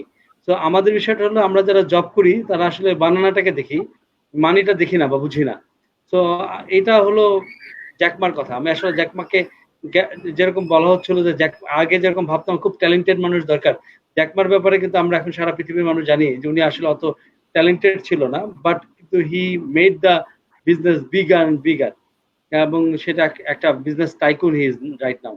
So এই এরকম একটা বিজনেস টাইকুন হওয়ার জন্য যে extraordinary মানে talented হইতে হবে, সেটা উনি বলেছেন যে তিনি 7 বার না 24 বার 12 বার কি বলছে, কতবার ফেল করছে চাকরির জন্য, তারপরে সে বিজনেসম্যান হয়েছে। আমার কাছে মাঝে মাঝে এরকম মনে হয় বাংলাদেশের যেসব বিজনেসম্যান আছে তারা যদি এরকম চাকরি করতে আসতো তারাও হয়তো এভাবে ফেল করতো। তাদের কাছে যদি এরকম সার্টিফিকেট থাকতো, আমার আপনার মতো সার্টিফিকেট থাকতো, তাহলে কিন্তু তারাও আমাদের মতো চাকরি করতে আসতো। তাদের সার্টিফিকেট নাই, তারাই বিজনেস করতে গেছে। সামটাইমস মানে এটা মানে মনে হয়, মানে এটা হতে পারে আর কি, মানে আমাদের একটা ইকুয়েশন। নদীর এক পার সার্টিফিকেট থাকলে তারা হয়তো আমাদের মধ্যে চাকরি করতে আসতো, তারা হয়তো বিজনেস করতে যেত না। কারণ আমরা চাকরিটা আমরা অনেক সময় দেখি একটা কমফোর্টেবল জোন, এখানে এই সকালে যাব, 9টায় যাব, 6টার সময় বের হয়ে আসবো, মাস গেলে বেতন পাবো, সার্টেন লাইফ, মানে সিস্টেমেটিক লাইফ, এবং মানে ইনকামটা কন্টিনিউয়াস একটা ইনকাম থাকে, সেটাই সবাই পছন্দ করে। এবং মেয়ে বিয়ে দেওয়ার সময় বাবাও খুঁজে ছেলে চাকরি করে কিনা, ব্যবসা করলে ওকে পছন্দ করে না। রাইট। অজয়, আপনি তো আসলে রিজন কেন আমরা জবে যাই, মানে রাইট, ইয়াং ছেলেরা কেন জবে যাচ্ছে, কেন দিস জবে ইজ যায়, ওয়ান অফ দ্য রিজন। খুব তাড়াতাড়ি হবে একটা কারণ। রাইট। আরেকটা জিনিস, স্মার্ট ছেলেরা চাকরি করে, যারা বোকা তারা চাকরি করে না। স্মার্ট ছেলেরা চাকরি করে, আসলে স্মার্ট ছেলেদেরকে হায়ার করা হয়, বোকাদের হায়ার করা হয় না, বাট বোকারা কিন্তু বিজনেসম্যান হয় যদি লেখাপড়া না জানে। তুমি যেমন বলছিলা আকিব সাহেবের কথা বা অন্য যারা, তারা কিন্তু আমাদের মতো হাজার হাজার লোককে এখন মানে হাজার হাজার এমবিএ তাদের ওখানে কাজ করে, so they are serving for them. আচ্ছা অজয়, আমি আপনার কাছে জানতে চাচ্ছিলাম যে আমরা এই যে শামীম একটা ভালো এক্সপিরিয়েন্স আমাদের সাথে শেয়ার করলো, এবং আমরাও অনেকেই দেখেছি, আমরা আসলে একটা সার্টেন লাইফ লিড করি, বাট আমরা সবাই জানি যে একটা সময় পরে কিন্তু আমাদেরকে রিটায়ারমেন্টে যেতে হবে। যে এখনকার সময় 60 ইয়ার্স, 60 পরেও কিন্তু আমাদেরকে টিকে থাকতে হবে, 60 পরেও কিন্তু মানুষ এখন অনেকদিন বাঁচে। আমার এই ভাবনাটা অনেক সময় মাঝে মাঝেই আমাকে ভাবায় যে আসলে আমরা কি করব। সো আমরা এই যে ট্রান্সফরমেশনের কথা বলছি, শিফটিং এর কথা বলছি, এই শিফটিংটাকে কি এইভাবে চিন্তা করা যায় কিনা যে someday I will have my own business, I will have my own job, কি বলে যেটাকে সেলফ এমপ্লয়েড বলে বা অন্য ধরনের কিছু, আমরা কি এইভাবে চিন্তা করতে পারি, মানে আমাদের লোকজনকে কি এভাবে ইন্সপায়ার করতে পারি কিনা? ফার্স্ট অফ অল একটা জিনিস বলি, যে এইভাবে one day I will have বা someday I will have something of my own, এইভাবে হলে কোনোদিন কিছু হবে না। ওই সামডে আর আসবে না। আপনি যদি ধরেন যে আগামীকাল থেকে আমি নামাজ পড়িব, ওই আগামীকাল আর আসবে, আগামীকালের ফজর মিস হয়ে গেছে, তখন হবে ঠিক আছে ফজর তো মিস হয়ে গেছে, আগামীকাল ফজর থেকে শুরু করব। So it doesn't happen. আমি যারা নতুন আসছে তাদেরকে একটা জিনিস বলবো যে দেখো, আমরা কিন্তু এখন যে জায়গাটাতে আছি, হোল গ্লোব মানে গোটা পৃথিবীটা কিন্তু একটা ট্রান্সফরমেশনের মধ্যে দিয়ে যাচ্ছে, রাইট? এবং জব থাকলেও সার্টেনিটি কতদূর থাকবে আমরা কেউই কিন্তু জানি না। It's a very uncertain situation না। তোমরা প্রথম থেকেই why don't you have an alternate source of income? যেমন ধরো মানে আমি শুরু করে বলছি, যারা শুনছে আমি ধরে নিচ্ছি তারা সবাই একেবারে ক্যারিয়ারের গোড়ায় আছে। ধরো তুমি লিখতে পারো খুব ভালো, যেহেতু লিখতে পারো, চাকরিতে জয়েন করো, তার পাশাপাশি কপিরাইটের কাজটা করো না। That is an additional source of income initially. এইটা কিন্তু আলটিমেটলি তুমি যখন রিটায়ারও করবে, এটা কিন্তু তোমাকে সাপোর্ট দিয়ে যাবে। কেননা বাংলাদেশের বাস্তবতায় এটা কিন্তু ঠিক, বেসরকারি চাকরিতে পেনশন বলিয়া কিছু নাই, এবং গ্র্যাচুইটি আমাদের অধিকাংশ অর্গানাইজেশনই নাই। সো আফটার 60 তোমার লাইফটা কিন্তু অসম্ভব রকম আনসার্টেনিটির মধ্যে পড়ে যাবে। আবার চিন্তা করেন, মানে আমি যদি একটু দেশের বাইরের উদাহরণ দিই, যারা দেশের বাইরে পড়ছে তারা কিন্তু পড়ার পাশাপাশি কেএফসিতে করছে না, ফুড সার্ভ করছে না, ট্যাক্সি চালাচ্ছে না। আমাদের এই দেশে এটা করতে আমাদের লাগে কেন? লাগে কিন্তু একটা কারণে, আমাদের এখানে শ্রমের মর্যাদাটা ঠিক ওইভাবে নাই। আমরা একটা গ্র্যাজুয়েশনের সার্টিফিকেট পেয়ে গেছি মানেই কিন্তু হচ্ছে আমার এখন একটা এসি রুম লাগবে, একটা ডেস্ক লাগবে, একটা চেয়ার লাগবে, নয়তো তো আমি সাহেব হইলাম। ফরগেট দিস সাহেব ফ্রেন্ড। একটা জিনিস আমাদের মাথায় রাখতে হবে, যেটা যে at the end of the day আমার contribution organisation and to my family কি that matters, what I do that doesn't. এই যে শামীম একটা কথা বলছিল যে তুই হচ্ছে ওর ভাই ওকে বলছে যে তুই হচ্ছিস দিন শেষে কেয়ারটেকার না দারোয়ান বলছিল, রাইট? দিন শেষে আমরা বড়ই চাকরি করি না কেন, চাকরির মাঝখানে কিন্তু বলে দেয়া আছে আমরা কি, উই আর নাথিং বাট চাকরস, রাইট? চাকরির মাঝখানে তো চাকর শব্দটা আছে। সো দিন শেষে আমরা হচ্ছে গ্লোরিফাইড চাকর, কেউ নন গ্লোরিফাইড চাকর। ওই জায়গাটা থেকে বেরিয়ে আসার জন্য তোমার যে জায়গাটা প্যাশন, ওই জায়গাটা কিন্তু ধরে রাখো এবং ওইটাকে কাল্টিভেট করো, নার্চার করো, ওইটাকে এনক্যাশমেন্ট করার জায়গাটাতে নিয়ে যাও। কেউ হয়তো বা খুব ভালো গান গাও, কেউ ভালো রান্না করো। এখন কিন্তু thanks to internet and thanks to the global information highway we are in. এখন কিন্তু যারা খুব ভালো রান্না করো তাদের জন্য কুকআপস আছে, যারা খুব ভালো লেখালেখি করো তাদের জন্য কিন্তু কপি রাইটিং এর একটা কাজ বার করা কোনো ব্যাপার না, correct? So you have that on that secondary channel of revenue. ওইটা বন্ধ না করাটা বোধহয় বেটার। আর আরেকটা জিনিস যেটা বলবো, এন্টারপ্রেনার হতে গেলে প্রথম ধাপটা কিন্তু একটা জিনিস মাথায় রাখতে হবে, তোমার 3 বছর স্ট্রাগল করতে হবে। 3 বছর স্ট্রাগল করবে, রাতে ঘুম হবে না, লসের পর লস হবে, পাওনাদাররা বাড়িতে ইয়ে করবে, হাউকাউ করতে আসবে টাকার জন্য, ব্যাংকের কাছ থেকে যদি নাও রিকভারির লোকজন বাড়ির নিচে এসে গালিগালাজ করবে। এগুলা নেয়ার পরও যদি টিকে থাকতে পারো, ইউ আর ফুল অন। আমি আই ওয়াজ ফরচুনেট, আকিদ সাহেবের সঙ্গে আমার একবার মানে ইন্টারভিউ বোর্ডে কথা হয়েছিল। আলটিমেটলি ইন্টারভিউটা এটা খুব পার্সোনাল লেভেলের ডিসকাশনে চলে গেছিল। উনি কিন্তু he had shared his story with me. শিয়ালদাতে সারা রাত, মানে শিয়ালদাতে রাত কাটানো থেকে শুরু করে পেনি বাই পেনি ইয়ে করা, জমানো, সবকিছুই কিন্তু ওই পেইনটা নেয়া যে আমি ঘুরে দাঁড়াবো, ওই জেদটুকু এন্টারপ্রেনারের ক্ষেত্রে আমি কিন্তু বলবো যে মেধার থেকে বেশি লাগে রেসিলিয়েন্স, একরকমই যে আমি ঘুরে দাঁড়াবো, আমি ছাড়বো না আমাকে। ওইটা যদি তোমার মধ্যে থাকে, ইউ আর ওয়েলকাম। আর যদি না থাকে, তুমি যদি পেইন নিতে না পারো, দুশ্চিন্তা নিতে না পারো, পাওনাদারের কথা শুনতে না পারো, ইনিশিয়ালি বলবো যে probably this is not your area. Okay, আচ্ছা, আমি একটু That's বলতে good. চাই, জি, অনেকেই অডিয়েন্সে বা লাইভ কমেন্ট যারা করেছেন বেশিরভাগই তরুণ আছেন। তরুণদের জন্য আসলে আমার কিছু মেসেজ থ্রু করতে চাই। That is this is very unfortunate যে নান অফ দ্য ইনফ্রাস্ট্রাকচার, আমাদের এডুকেশন ইনফ্রাস্ট্রাকচারের কথা বলছি, অথবা কোথাও এমন কোনো জায়গা নেই যেখানে আমাদের তরুণদের জন্য গাইড করার একটা কোনো প্ল্যাটফর্ম আছে। তরুণরা জানতে পারে যে কিভাবে তার কথা বলতে হবে, কিভাবে মানে সিম্পল যে অ্যাটিকেট ম্যানার গুলো, অথবা কমন ইন্টারভিউ কোশ্চেন গুলো, অথবা বেসিক যে জায়গাগুলো, গ্রুমিং গুলো, সেই গ্রুমিং গুলো আসলে কেউ আমরা তাদেরকে দিতে পারিনি। এটা আমাদের ব্যর্থতা। এবং আমরা মনে করি যে এখানে যারা আমরা এইচআর এ যারা রোল প্লে করি, তাদের they can also play a important role HR এ থেকে। বেসিক্যালি তারা দে ক্যান বিল্ড, তারা কিন্তু একটা ব্রিজ হিসাবে কাজ করে, উপরে নিচে মানে সব লেভেলে কিন্তু একটা ব্রিজ হিসাবে কাজ করে। এই ব্রিজটা যদি একটা মানে মনেই করে যে না আমি এই প্রত্যেকটা মানুষকে সম্পদ বানাবো, মানুষ শুধু মানুষ থাকবে না, এখন এই সম্পদ বানানোর যে জায়গাগুলো, সেই জায়গাগুলো আমি প্ল্যাটফর্মটা যদি দিতে পারি, তাহলে কিন্তু ডেফিনেটলি ওই মানুষগুলো অনেক ক্ষেত্রেই দেখা যায় যে সে বলার জায়গা পায় না, সে হতাশ হওয়ার মতো, বেশিরভাগ অর্গানাইজেশনে কিন্তু তেমনই হয় যে অ্যাটলিস্ট শোনার মতো একটা মানুষ নাই।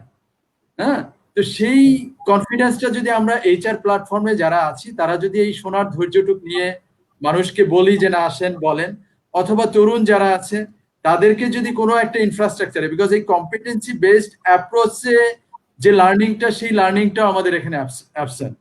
যে আমার নলেজ থাকবে, স্কিলস থাকবে, সাথে অ্যাটিটিউডটাকে অ্যাড করতে হবে, ইটস ম্যাটার করে। কিন্তু আপনার অনেকের ক্ষেত্রে হয়তো নলেজ আছে, স্কিল আছে, বাট অ্যাটিটিউডের ঘাটতি আছে। বেশিরভাগ ক্ষেত্রে আপনি জানা মানুষ যে যাই জানি না কেন, আমার যদি অ্যাটিটিউডটা পজিটিভ না হয়, তাহলে কিন্তু আসলে এটা ম্যাটেরিয়ালাইজ করবে না। আমার মাইন্ডসেটটা যদি পজিটিভ না হয়, তাহলে কিন্তু আমি খুব বেশি দূর যেতে পারবো না।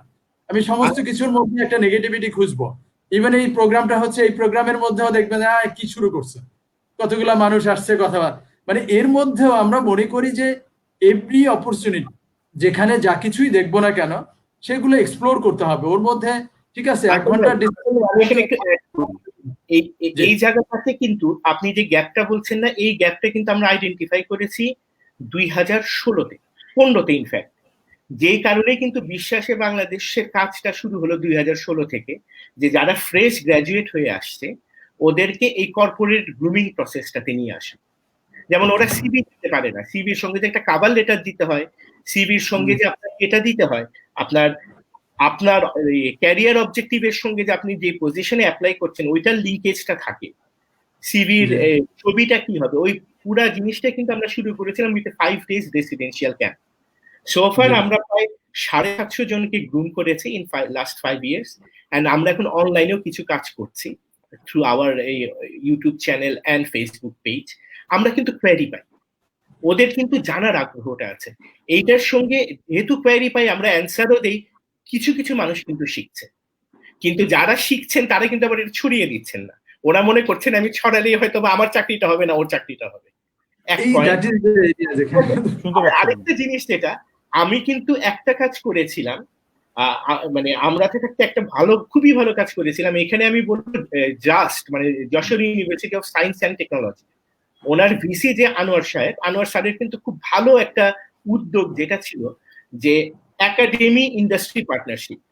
আমরা ঠিক করে দিব আপনার কারিকুলাম কি হবে, আপনার স্কিল কি হবে, ওই অনুযায়ী আপনি তৈরি করবেন। আপনার ফাইনাল রেজাল্ট একটা ওয়েটেজ থাকবে হচ্ছে যেটা আমরা ইভালুয়েট করে দিব, ওইটার বেসিসে ওখান থেকে আমরা ইনটেকটা নিব। রাইট? অজয় আমি একটু ইন্টারাপ্ট করি।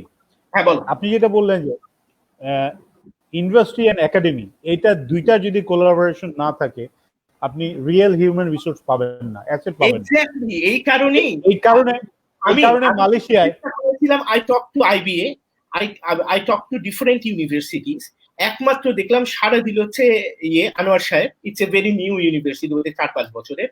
উনি বললেন আমি এটা ভাই করব, কেননা আমার এখান থেকে চাকরি মানে ছেলেরা চাকরি পাবে না, that is a thing I cannot accept. Right? এখন বাকি ইউনিভার্সিটি গুলোরও কিন্তু ওদের ইন্ডিভিজুয়াল কোম্পানির দরকার নাই। বাংলাদেশ এমপ্লয়ার্স ফোরাম আছে একটা ফেডারেশন, ওই ফেডারেশনের সঙ্গে কন্ট্রাক্ট করুক না, তুমি আমাদের কারিকুলামটা ঠিক করে দিবা, নেক্সট 5 ইয়ার্স তোমাদের কি কি স্কিল সেটের লোক লাগবে। আচ্ছা আমি একটু এখানে অ্যাড করে দিচ্ছি। রুরাল জায়গাতে করছে, কিন্তু সব ইউনিভার্সিটিতে কিন্তু আমরা করতে পারছি না। ট্রু। আমি এখানে একটু অ্যাড করতে চাই অজয়দা, সেটা হলো এই ইন্ডাস্ট্রি স্কিলস ফর্ম করা হয়েছে back in 2008 ILO Tibet reform প্রজেক্টের মাধ্যমে। জি। Intention is to give the competency learning to the students. Competency based approach এ যাওয়ার জন্যই করা হলো।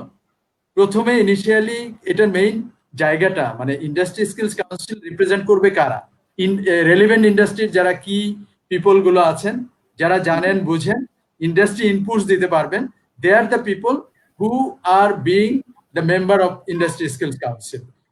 রাইট এট দিস মোমেন্ট তখন আমাদের যেটা ছিল যে এই ডিবেট রিফর্ম প্রজেক্ট যখন শুরু হলো ব্যাক ইন 2008, তখন ইনিশিয়ালি 4টা ইন্ডাস্ট্রি সেক্টর নিয়ে কাজ করা হলো, যে 4টা আইএসসি হলো leather sector, agro food, IT sector এবং ছিল তখন ট্রান্সপোর্ট সেক্টর করা হলো। পরবর্তীতে ট্যুরিজম অ্যাড হলো, 5টা হলো। তখন আমাদের এইগুলোকে মনিটর করার জন্য NSDC, national skills development council. পরবর্তীতে গত বছর 2009-এ এটাকে আবার ইয়ার মাধ্যমে প্রজ্ঞাপনের মাধ্যমে এখন it has become national skills development authority এবং it is absolutely linked with the prime minister's office. এই মুহূর্তে আমাদের প্রায় 12টা ইন্ডাস্ট্রি স্কিলস কাউন্সিল আছে এবং পারপাস ইজ টু, এই যে আমরা এই জায়গাটাতে বোধহয় অনেকেই জানি না এবং এই মেসেজগুলো আমরা দিতে পারছি না। এখানে বেসিক্যালি এখানকার যে মানে কোর্স অ্যাক্রিডিটেশন ডকুমেন্ট তৈরি করা, সিবিএলএম তৈরি করা মানে কম্পিটেন্সি বেসড লার্নিং ম্যাটেরিয়াল তৈরি করা, তারপরে আপনার এগুলোকে সার্টিফাইড একটা কনসিস্টেন্ট লেভেল ওয়াইজ সার্টিফিকেট দেওয়া, কম্পিটেন্সি বেসড সার্টিফিকেট দেওয়া আর কি। এই জায়গাগুলো কিন্তু মোটামুটি একটা ডিফাইন হয়ে গেছে। যে 12 ইন্ডাস্ট্রি স্কিলস কাউন্সিল ইজ মানে এটা নিয়ে কাজ করছে এবং আমরা কিন্তু আমরা হয়তো অনেকে জানি না, এখানে কিন্তু all industry leader, relevant industry যারা যতগুলো ইন্ডাস্ট্রি স্কিলস কাউন্সিল আছে সেখানকার যারা ইন্ডাস্ট্রি লিডার আছেন, they are the people who are representing this industry skills council. না আমরা এইগুলো কেন বলতে চাচ্ছি এই ফোরামে বা যেভাবেই হোক না কেন, বিকজ আলটিমেট জায়গা হলো যে আমরা যা এখনো এই কম্পিটেন্সি বেসড লার্নিং এর বা এই অ্যাপ্রোচের মধ্যে বিলো 2% এর মধ্যে ঘোরাফেরা করছি। Where any of the regional country, যেখানে আমরা চিন্তা করি মনে করেন Thailand, Malaysia, Philippine, they are more than 20%. Forget about European countries, যেখানে সুইজারল্যান্ড বলেন, জার্মানি বলেন, they are far away from us. এই জায়গাটাতে আমরা এখন কি করতেছি, আমরা গ্রাজুয়েট তৈরি করছি, মাস্টার্স তৈরি করতেছি। রিয়ালিটি কি ভাই, গ্রাজুয়েশন করে এখনো একটা জবের জন্য 8,000-10,000 টাকা বেতনের একটা চাকরির জন্য একটা ছেলে সংগ্রাম করতেছে, হোয়ারাস কিচ্ছু জানে না। গার্মেন্টস এর একজন হেল্পার, তাকে এখন নিতে হলে আপনার 8,400 টাকা দিয়ে নিতে, ডিফারেন্সটা কোথায়? বিকজ ওই গ্রাজুয়েট করা মানুষটা এই গ্রাজুয়েশন করা মানুষটা কিন্তু এখন আপনার ওই ৮,৪০০ টাকা বেতনের হেল্পারের কাজ করার জন্য মানসিকভাবে প্রস্তুত না। মানে আমরা গ্রাজুয়েট তৈরি করছি, মাস্টার্স তৈরি করছি, একটা লেভেলে নিয়ে যাচ্ছি, কিন্তু আমরা কম্পিটেন্ট লোক তৈরি করতে পারছি না। এই জায়গাটাতে আসলে আমরা যারা এইচআর প্রফেশনাল আছে তাদেরকে কিন্তু বেশি এখানে আমার একটা কাউন্টার প্রপোজাল আছে। এটা কামরুজ্জামানের সঙ্গে মিলে আমি একটু কামরুজ্জামান 2 মিনিট টাইম নিব। সেটা যেটা হচ্ছে, আমরা এখানে 4 জনই HR professional. Kamruzzaman he was ED, Shamim is the head of HR, Ahsan ভাইয়ের তো লম্বা ক্যারিয়ার, আমার মোটামুটি 26-27 বছরের ক্যারিয়ার। আমি এইভাবে দেখি আমরা এইচআর প্ল্যাটফর্ম থেকে এরকম কি করতে পারি, প্রত্যেকটা ইন্ডাস্ট্রি, খুব বেশি লাগবে না, প্রত্যেকটা ইন্ডাস্ট্রি প্রত্যেকটা ফাংশনের বেসিক জেডি তৈরি করি, জেডির সঙ্গে কি কি স্কিল সেট লাগে। যেমন ধরেন শামীমের বেসিক্যালি কিন্তু সিএসি বা ট্রিপলি লাগবে, কিন্তু শামীমের ট্রিপলি বা আর গার্মেন্টস এর যে ইলেকট্রনিক ইঞ্জিনিয়ার, সেই ট্রিপলি কিন্তু জব নেচার বা স্কিল সেট এক হবে। কারেক্ট? আমরা প্রত্যেকে এইচআর প্ল্যাটফর্ম থেকে যদি আমরা শুধু আমাদের ইন্ডাস্ট্রি রিকোয়ারমেন্ট অনুযায়ী জেডি আর স্কিল সেটটা তৈরি করি, তাহলে কিন্তু আমরা একটা নেশন ওয়াইড ইয়েটা পাবো, পার্সপেক্টিভটা পাবো। ওইটা অনুযায়ী তারপর এনএসপি আমাদের অ্যাসিস্ট করতে পারে। কিন্তু কথা যেটা হচ্ছে, এইচআর প্রফেশনালরা কি prepare? That is the question. আমরা কি এই বাড়তি লোকটুকু নিব কিনা? এইখানে কিন্তু প্রধানমন্ত্রীর সচিবালয়, they have all the good intention to ensure that Bangladesh is growing, the GDP has not fallen or is not going to fall, but the thing is, আমাদের এখান থেকে সাপোর্ট না পেলে, ওপর থেকে বৃষ্টির পানি যতই পড়ুক, নিচে যদি জলাধার না থাকে, ওই পানি কিন্তু বালিতে পড়ে শুকিয়ে যাবে। সো প্রধানমন্ত্রী করছেন, উনি ওনার ইনিশিয়েটিভটুকু নিচ্ছেন, আমরা কি আমাদের সাপোর্টটুকু দিচ্ছি? That is A point. আমার যেটা মনে হয় কামরুজ্জামান, শামীম এবং আহসান ভাই আমাদেরও একটু চিন্তা করা উচিত। কামরুজ্জামান, আপনি কিছু বলতে? যে আমি বলতে চাচ্ছিলাম, আসলে আমাদের আসলে সময়টা এত তাড়াতাড়ি শেষ হয়ে গেল। তারপর আমি আসলে আমাদের কিছু কিছু কোশ্চেন আছে। আমাদের এই প্রোগ্রামটা 4টি জায়গা থেকে প্রচারিত হচ্ছে। তো 4টি জায়গা থেকে আমরা বিভিন্নভাবে প্রশ্ন পাচ্ছি। আমি যদি একটু আমাদের দর্শকদের যে একটা প্রশ্নের আনসার না করি, তাহলে তারা হয়তো কষ্ট পাবে। একজন আমাদের সাথে দর্শক আছে, রাহেনুল ইসলাম রুকু। উনি বলছেন, what do I need to get better at so that I can run my own company someday? মানে উনি জানতে চাচ্ছেন যে আমি কোন বিষয়টি ভালো হলে আমি সে তার নিজের বিজনেসটা একদিন চালাতে পারবে। তো তার এই এন্টারপ্রেনারশিপ মানে এর জন্য, ক্যাপাসিটির জন্য কি লাগবে, কোনটা থাকা উচিত? আহসান ভাই যদি একটু বলতেন। প্রথম কথা ছোট করে বলি, কারণ আমাদের কয়েকটা প্রশ্ন অ্যান্সার যাবো। বলছি, আমার কথা হলো যে উনি যে জায়গাটাতে বলছেন যে উনি এন্টারপ্রেনার হবেন এবং ওটা হওয়ার জন্য কি লাগবে, প্রথম কথা হলো তাকে কোন জায়গাটা আকৃষ্ট করে, সেই ফিলটা তাকে নিজেকে করতে হবে। যে আমার ভালো লাগার, আমি সবার জন্য ভালো কিন্তু সেম ভালো হবে না। আমার জন্য ভালো, আপনার জন্য ভালো একরকম, ওনার জন্য ভালো একরকম। যে আপনার জন্য যিনি প্রশ্ন করেছেন, তার জন্য আপনি আপনার কোর কম্পিটেন্সি গুলো দেখেন, আপনার ভালো লাগার জায়গাগুলো দেখেন, এবং বেসড অন দ্যাট আপনি এক পা আগাবেন। আপনি যখনই এক পা সামনে দিবেন, আর এক পা আগানোর জন্য আর কেউ আপনাকে আপনার পাশে এসে দাঁড়াবে। আপনাকে যদি মনে হয় কেউ আপনাকে মানে ঠেলে নিয়ে যাবে, এইভাবে এই ওয়েতে কিন্তু কেউ আমাদেরকে তৈরি করে দেয়নি। প্রত্যেকেরই সংগ্রামী জীবন, এবং কেউ কিন্তু সোনার চামচ মুখে দিয়ে মানে অনেক বড় ফ্লারিশ করেছে এরকম না। সাকসেসফুল মানুষদের হিস্ট্রি গুলো দেখেন, প্রত্যেকে স্ট্রাগল করে করে করে করে কিন্তু they made themselves successful. So that is the message I would like to give to you. Thank you. Thank you. Rahenul ইসলাম রুকু, আপনি বোধহয় আমাদের উত্তরটা পেয়েছেন। সো দ্বিতীয় কোশ্চেন ছিল আমাদের তাজুল ইসলাম বলছেন, অল এইচআর হিরো, আসসালামু আলাইকুম। এন্ট্রি লেভেলে প্রাইভেট সেক্টরের স্যালারি বেঞ্চমার্ক থাকা দরকার, এটা উনি কোশ্চেন করেছেন, যেটা গভর্নমেন্টের গ্রেড থাকে। এটা একটা রিলেটিভ কোশ্চেন।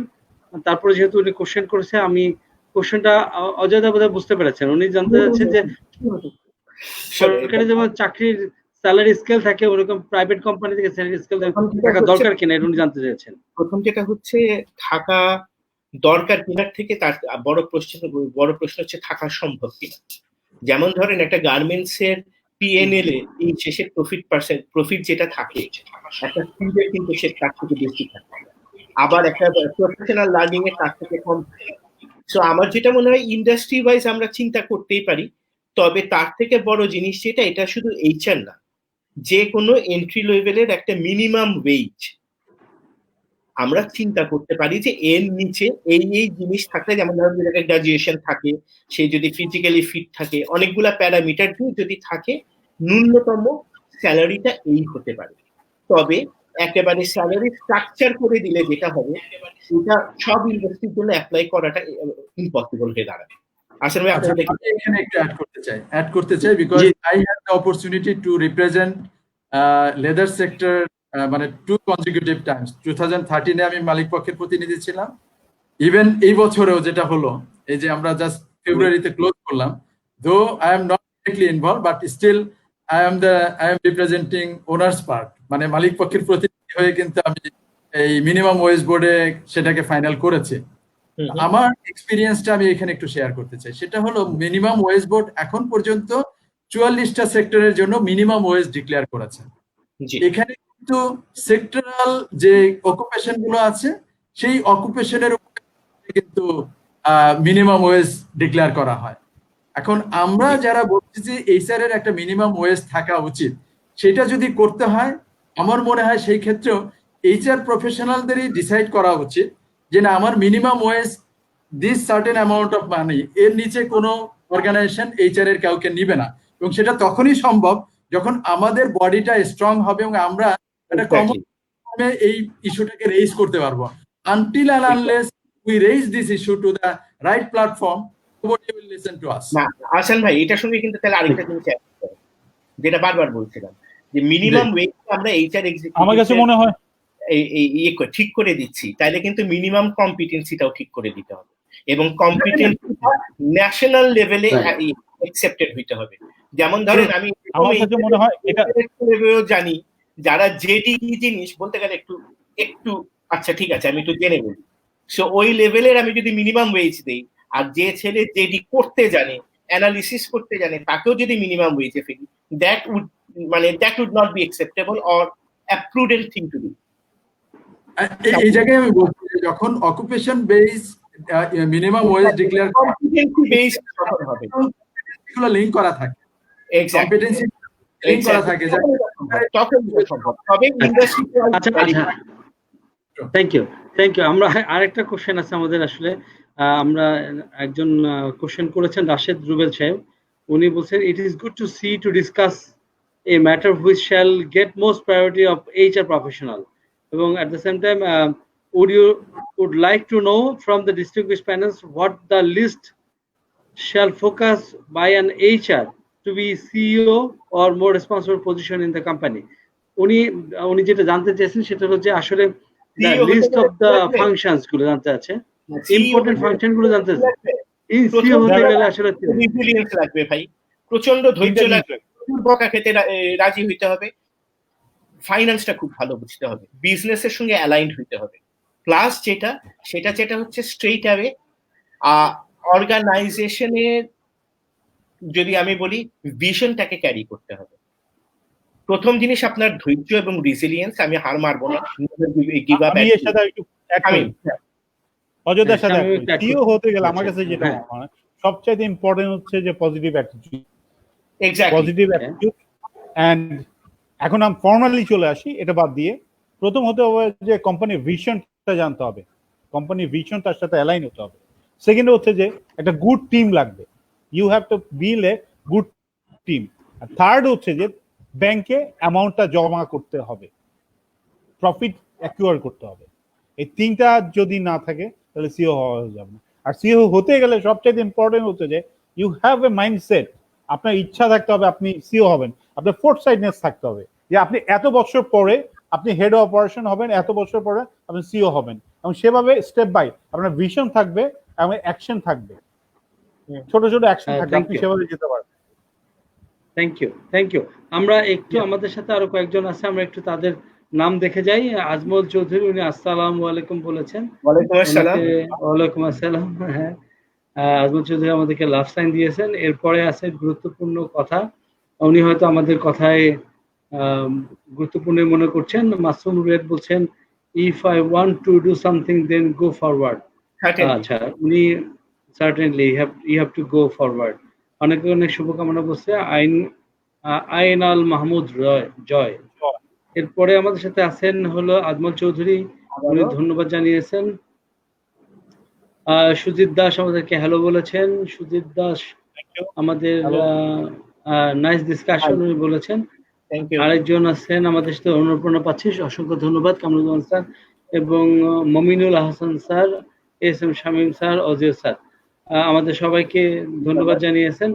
আমরা আমরা আমরা আসলে অনুষ্ঠানটা আমাদেরকে শেষ করতে হবে। আমরা সবার কাছ থেকে 2 মিনিট করে আমরা জানতে চাইবো যে আসলে আপনি আপনার আজকে যে আমাদের শ্রোতা আছেন, আমাদের ইনফ্যাক্ট আমি শেষ করার আগে সবাইকে বলতে যাচ্ছি যে আমাদের আসলে 4টি পেজ থেকে এবং চ্যানেল থেকে এই প্রোগ্রামটি অনুষ্ঠান প্রচারিত হচ্ছে। আপনারা যে কোনো চ্যানেল থেকে দেখতে পাচ্ছেন। সব চ্যানেল থেকে আপনি যে কোনো সময় ইউটিউব থেকে আপনি দেখে নিতে পারবেন। এই প্রোগ্রামটি আমাদের ফেসবুকেও থাকে। আপনারা জানেন এটা মাই জবস এর একটি কনসার্ন, মাই জবস এর ব্যানার থেকে আমরা প্রোগ্রামটি করছি। আমি শেষ করার আগে আমি আহসান ভাইকে দিয়ে আমি শুরু করব। আহসান ভাই, আপনি যদি সব কথাগুলোকে একটু ছোট করে সবাইকে বলেন যে তাদের জন্য আসলে কি দিক নির্দেশনা থাকবে যদি তারা সিও হতে চায়, একটু ছোট করে আমরা সবার কাছে জানবো। প্রথম কথা হলো সিও হতে চাইলে সিও হওয়ার ইচ্ছাটা বলিষ্ঠভাবে ধারণ করতে হবে এবং সেইভাবে নিজেকে তৈরি করতে হবে। এবং সবকিছু যেটা শামীম ভাই বললেন বা আমি নিজেও বিশ্বাস করি যে এন্ড অফ দ্য ডে যদি পজিটিভ অ্যাটিটিউড না থাকে তাহলে আসলে খুব বেশি দূর যাওয়া, কারণ আপনি যখনই যে পথে হাঁটতে চাইবেন there will be so many discouraging word আপনাকে ফেস করতে হবে, অনেক ধরনের কথা শুনতে হবে। তো পাশে লোকে কিছু বলে এই জায়গা থেকেও আপনাকে মানে মনে করবেন যে যদি কিছু বলছে সেটা আপনি শুনেন না, আপনি ভালো কথাগুলো শুনেন। আর যে কথাগুলো আপনাকে ডিমোরালাইজ করে অথবা ভালো রাখে না সেই কথাগুলো আপনি ইগনোর করে যাবেন। জাস্ট আপনি আপনার মানে সামনের যে রাস্তাটা আছে সেই রাস্তায় দৃঢ় সংকল্প ভাবে এগিয়ে যাবেন। কনফিডেন্সটা আপনাকে এমন একটা জায়গায় নিয়ে যাবে, সাথে যদি এই কার্যক্রমগুলো আপনি চালিয়ে যেতে পারেন অবশ্যই আপনি আপনার কাঙ্ক্ষিত লক্ষ্যে পৌঁছে যাবেন। আমি একটা ব্যাপার একটু বলে রাখি আমার অর্গানাইজেশন সম্পর্কে, because I didn't have the chance to say even a few words about our organization. Ejon HRM is a মানে শুরু যখন আমরা করেছিলাম that was a honest of HR solutions organization. That was the beginning. But এখন আমরা অনেক diversity এনেছি। এক কথায় যদি বলি যে আমরা রিক্রুটমেন্ট করি, আউটসোর্স করি, পেরোল প্রসেস ম্যানেজ করি, অর্গানাইজেশন রিস্ট্রাকচারিং করি, what not, HR related all activities এর সাথে আছে। আমাদের প্রায় আউটসোর্সিং রিসোর্স আছে প্রায় 10,000 প্লাস। 10,000 প্লাস রিসোর্স আমরা এখন ম্যানেজ করি, starting from UN organisation, multinational organisation, bank, non banking financial institutions, not many organisations আছে, they are our clients, there are hundreds of clients. এক কথা যদি বলি এখন আমরা তাদেরকে ডিল করছি। বাট মোস্ট ইম্পর্টেন্টলি যেটা আমি বলতে চাচ্ছি, ইজন শুধুমাত্র এখন এই এইচআর অ্যারেনাতে নেই, এর বাইরে অনেক ডাইভার্সিটি এনেছি আমরা। আমরা এখন ফিজিবিলিটি করি, আমরা এখন ইভেন গভর্নমেন্টের সাথেও আমরা কাজ করতেছি বিভিন্ন প্রজেক্টে, যে উই আর এস্টাবলিশিং মানে doing the feasibility to establish 3 general engineering technology centre in 3 sectors. এর মধ্যে অনেকগুলো সাবসেক্টর আছে যার ফিজিবিলিটি করতেছি। We are the lead farm. আমাদের ইন্টারন্যাশনাল পার্টনার আছে থাইল্যান্ডের থাই জার্মান ইনস্টিটিউট, ইন্ডিয়ার ILFS। তো এইটার সাথে যেমন আছে আরো অনেক কনসালটেন্সি আছে, উই আর ডুইং মানে ফ্যান্টাস্টিক ওয়েতে করে যাচ্ছে। অনেকেই হয়তো জানেন না, বাট আমরা নীরবে নির্ভরতে আমরা চেষ্টা করতেছি আমাদের কাজগুলো করে যাওয়ার জন্য। বা আমি এই ইয়েটা দিতে চাচ্ছি যে যেন people can get the message যে আমি change is a continuous process. চেঞ্জটা কিন্তু সবসময় চিন্তা করতে হবে, চ্যালেঞ্জ থাকবে এবং এই চ্যালেঞ্জের মধ্যে অপরচুনিটি খুঁজে নিতে হবে। আমরা এখন যে বৈশ্বিক চ্যালেঞ্জের মধ্যে আছি, এই চ্যালেঞ্জটাও হয়তো একসময় আমরা এই চ্যালেঞ্জের মধ্যেই বেঁচে থাকবো, চ্যালেঞ্জের মধ্যেই অভ্যস্ত হয়ে যাব এবং সেইভাবেই নিজেদেরকে আগামী দিনে চালিত করার জন্য যে শক্তি, সেই শক্তি সঞ্চয় করতে হবে। এটা যদি করতে না পারি তাহলে কিন্তু জীবন থেমে যাবে। তো আমরা যতক্ষণ পর্যন্ত বেঁচে আছি ততক্ষণ পর্যন্ত আমাদের অনুপ্রেরণা নিয়ে সামনে এগিয়ে যেতে হবে। That's the message I would like to give to you. Thank you so much. Thank you Azam ভাই, থ্যাংক ইউ। আমি শামীম সাহেবের কাছে আসতে যাচ্ছি। শামীম সাহেব একটু বলুন। Thank you Kamruzzaman. ইনফ্যাক্ট হচ্ছে যে যেটা হচ্ছে যে জানতে চাওয়া হচ্ছে যে সিও কি কি স্কিল থাকতেই হবে।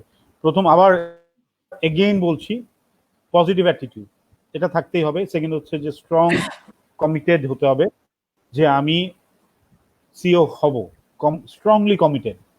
অ্যান্ড ওই যে একবার বলেছি যে talk, you can talk, think and work like CEO, সেটা সবসময় ওই ক্যারি করতে হবে, সিইওর জেস্টারটা ক্যারি করতে হবে। আর আরেকটা যে জিনিস হচ্ছে যে এক্সট্রিমলি ড্রিভেন হতে হবে, self driven, extremely self driven, কেউ ধাক্কা দিবে না, তার নিজেকে দৌড়াতে হবে, সবসময় দৌড়াতে হবে। আরেকটা জিনিস হচ্ছে যে লাস্ট অ্যান্ড ভেরি ইম্পর্টেন্ট হচ্ছে ল্যাঙ্গুয়েজ, ডিফারেন্ট ল্যাঙ্গুয়েজ জানতে হবে। ডিফারেন্ট ল্যাঙ্গুয়েজটা কি? যেমন যেমন তোমার সাথে আমি ল্যাঙ্গুয়েজে কথা বলি একটা ল্যাঙ্গুয়েজ, আসান ভাই ইজ ডিফারেন্ট, ওনার সাথে আমি আরেকটা ল্যাঙ্গুয়েজে কথা বলি, অজয় দা আমার স্কুলের বড় ভাই, তার সাথে কথা বলে আরেকটা ল্যাঙ্গুয়েজ। সিও কিন্তু এক একজনের সাথে, এক একটা স্টেক হোল্ডারের সাথে এক একভাবে কথা বলতে হবে। তার শেয়ার হোল্ডারের সাথে একভাবে কথা বলবে, তার কলিগসদের সাথে কথা বলবে একভাবে, তার অ্যাডভাইজারের সাথে কথা বলবে একভাবে। তো ডিফারেন্ট ল্যাঙ্গুয়েজ তার জানতে হবে। অ্যান্ড সবচাইতে ইম্পর্টেন্ট অ্যান্ড লাস্ট হচ্ছে যে অনেস্ট হতে হবে, honest to his own task. Thank you very much. Thank you for inviting me. Thank you. Ajoy দা, আমাদেরকে 2 মিনিটে আপনার প্রথম জিনিস যেটা তোমার ভালো মানসিকতা। কেননা তুমি যদি ভালো মানুষ না হও, তুমি যদি ভালোভাবে অ্যাক্ট করবে না, এবং তুমি যদি ভালোভাবে অ্যাক্ট না করো, মানুষ তোমাকে সাপোর্ট করবে না। কেননা সিইও, চিফ এক্সিকিউটিভ অফিসার, তার কিন্তু he is the top of the pyramid. He has 2 legs, one is business, another one is operation. Business আর অপারেশন তোমাকে সাপোর্ট কেন করবে তুমি যদি ভালো মানুষ না হও? ভালো মানুষের সংজ্ঞাটা কি? একটা তো সততা, আরেকটা হচ্ছে you are to walk the talk. তুমি যা বলবে সেটা যেন তুমি মিন করো। তুমি যদি বলো একটা, করো আরেকটা, আর চিন্তা করো আরেকটা, ইফ ইউ ডু দিস, তোমাকে কেউ সাপোর্ট করছে না। থার্ড জিনিস যেটা হচ্ছে, 2টা মেজর প্ল্যাটফর্মে তোমাকে খুব ভালো হইতে হবে এইচআর ছাড়া। যেহেতু তুমি এইচআর, আমি ধরে নিচ্ছি এইচআরে তুমি ভালো। একটা হচ্ছে অপারেশন, কারণ ওইটা হচ্ছে তোমার কস্ট সেন্টার, আরেকটা হচ্ছে বিজনেস, এটা হচ্ছে তোমার রেভিনিউ সেন্টার, কারেক্ট? এই 2টা খুব ভালো বুঝতে হবে, এবং ভালো বুঝতে গেলে তোমার ফাইন্যান্সটা অটোমেটিক্যালি ভালো বুঝতে হবে। সব থেকে বড় জিনিস যেটা, সিইও কিন্তু ফানেলের টপ, তো এখানে কিন্তু সবাই পৌঁছায় না, একজন বা 2জন পৌঁছায়। আর এইচআর আমরা ব্যাক সিটে থাকি, আমাদের জন্য পৌঁছানোটা কিন্তু অনেক বেশি ডিফিকাল্ট। তা আমাদের পৌঁছাতে গেলে যেটা হয়, আমাদের পরীক্ষা কিন্তু বেশি, মানে আমরা হচ্ছি সীতার মতো, বারবার অগ্নি পরীক্ষা দিতে হয় এইচআরে। তোমার যদি ওই জায়গাটাতে পৌঁছাতে হয়, তাহলে আরেকটা যে জিনিসটা লাগবে সেটা হচ্ছে রেজিলিয়েন্স। কোনো অবস্থাতেই আমি হাল ছাড়িব না, এবং আমি এটা শেষটুকু দেব। আর যে অর্গানাইজেশনের সিইও হবে, তার ভিশনটা তুমি যদি ধারণ না করো, তুমি যদি বিলিভ না করো, সিইও হয়ে 1 বছরের মধ্যে ইউড বি ফেল। সো তোমার ওই ভিশনটা কিন্তু ধারণ করতে হবে। আর সব সিইও এনারা কিন্তু, তুমি দেখবা ডিমোটিভেটিং কোনো সিইও কিন্তু নাই। সব সিইও কিন্তু এক্সট্রিমলি পিপলস পার্সন। যেহেতু এইচআর আমি ধরে নিচ্ছি তুমি পিপলস পার্সন, সো পিপলস পার্সনটা আর বললাম না, বাকিগুলা বলেছি। আর শামীম কিন্তু একটা খুব গুরুত্বপূর্ণ কথা বলছে, চুজ ইউর টিম। একটা সিইওর সাকসেস এন্ড স্টেবিলিটির পেছনে কিন্তু তার টিম অত্যন্ত গুরুত্বপূর্ণ। আর generally is successful when he has good lieutenants. So choose your team very cautiously. যে গুণটা তোমার নাই, যেটা তোমার দুর্বলতা, ওইটা কার স্ট্রেংথ, তাকে খুঁজে বার করে ওই জায়গাটাতে বসিয়ে দাও, এবং সে যেন তোমার ব্যাপারে মন্ত্রমুগ্ধ থাকে। Success is use. That's it. যেমন হয় পায়। থ্যাংক ইউ সবাইকে অসংখ্য ধন্যবাদ। আমি special thanks to you all. আমি sir Mominullah Hasan, managing director ইজন, আমি তাই অজয়, রোহিতাক্ষ, আল কাজী। অজয়দা, আমি আসলে আপনার নামটা উচ্চারণ করতে সবসময় কষ্ট হয়। সর্ব জায়গায় বলি, আমার উচ্চারণটা হচ্ছে অজেয়, মানে যাকে জয় করা যায় না, রোহিতাশ্ব মানে আগুন, মানে যে আগুনকে তুমি জয় করতে পারবে না। আর আল কাজিম রোহিতাশ্ব। নেই। That's it. অজিও রোহিতাশ্ব। আচ্ছা, রোহিতাশ্ব শব্দটা আসলে ইংলিশ উচ্চারণটা এমন ভাবে লেখা যেটা উচ্চারণ করতে অনেকেরই কষ্ট হয়। হ্যাঁ। এনিওয়ে, ধন্যবাদ আপনাদের আসার জন্য, এবং সাথে সাথে আমাদের সাথে আছে এস এম শামীম। শামীম, আপনাকেও ধন্যবাদ। আমরা সবাই নিশ্চয়ই থ্যাংক ইউ ভেরি মাচ। আমরা যে বিষয়টা নিয়ে কথা বলছিলাম, এই বিষয়টি আসলে এই 1 ঘন্টা সময়ের মধ্যে শেষ করার মতো না। এখানে আরো অনেক কথা থেকে যাচ্ছে, অনেক কথা থাকবে। আমরা ভবিষ্যতে হয়তো এরকম আরেকটা প্রোগ্রাম করতে পারলে আমরা নিশ্চয়ই বাকি কথা শুনবো। আমি জানি আমরা কেউই আসলে মন খুলে সব কথা বলতে পারিনি, আরো অনেক কথা বলার ছিল, আর অনেক কথা শেয়ার করার কথা ছিল, কারণ এক একজনের অভিজ্ঞতা সেই 20-30 বছরের অভিজ্ঞতা। এই 20-30 বছরের অভিজ্ঞতা আমরা যাদের সাথে শেয়ার করতে যাচ্ছি, সেই মানুষগুলো হয়তো আমাদেরকে ঠিক মতো পুরোটাই নিতে পারলো না, বাট তারপরে যতটুকু গাইডলাইন বা যতটুকু অ্যাডভাইস আমরা দিতে পেরেছি, যতটুকু আমরা শেয়ার করতে পেরেছি, সেটা নিশ্চয়ই যারা আমাদের প্রোগ্রাম দেখেছেন তাদের নিশ্চয়ই কোথাও না কোথাও উপকার হবে। আজকে হোক কালকে হোক, তারা হয়তো কোথাও না কোথাও এটা বেনিফিট পাবে।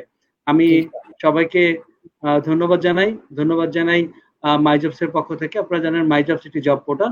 At the same time Hasan ভাই, আপনি যেমন বলেছিলেন, আমাদের মাইজবস আসলে কনসালটেন্সি ফার্ম। আমরা অনেক ধরনের কনসালটেন্সি দিয়ে দিচ্ছি। যদি সেরকম অর্গানাইজেশন হয়, পিপল হয়, আমরা মানুষ তাদের পাশে থাকতে পারি, কাজ করতে পারি।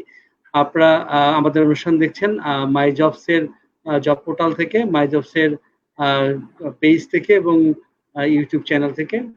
ভালো লাগলে অবশ্যই চ্যানেলটা লাইক দিবেন, সাবস্ক্রাইব করবেন। ভবিষ্যতে আমরা আপনার সাথে আবার যাতে আসতে পারি, আপনি আমাদের প্রোগ্রাম দেখতে পারেন। ধন্যবাদ সবাইকে। শুভরাত্রি। শুভরাত্রি। থ্যাংক ইউ, শুভরাত্রি সবাইকে। সবাই ভালো থাকেন। Thank you. Good night. Thank you. Good night. Good night. Allah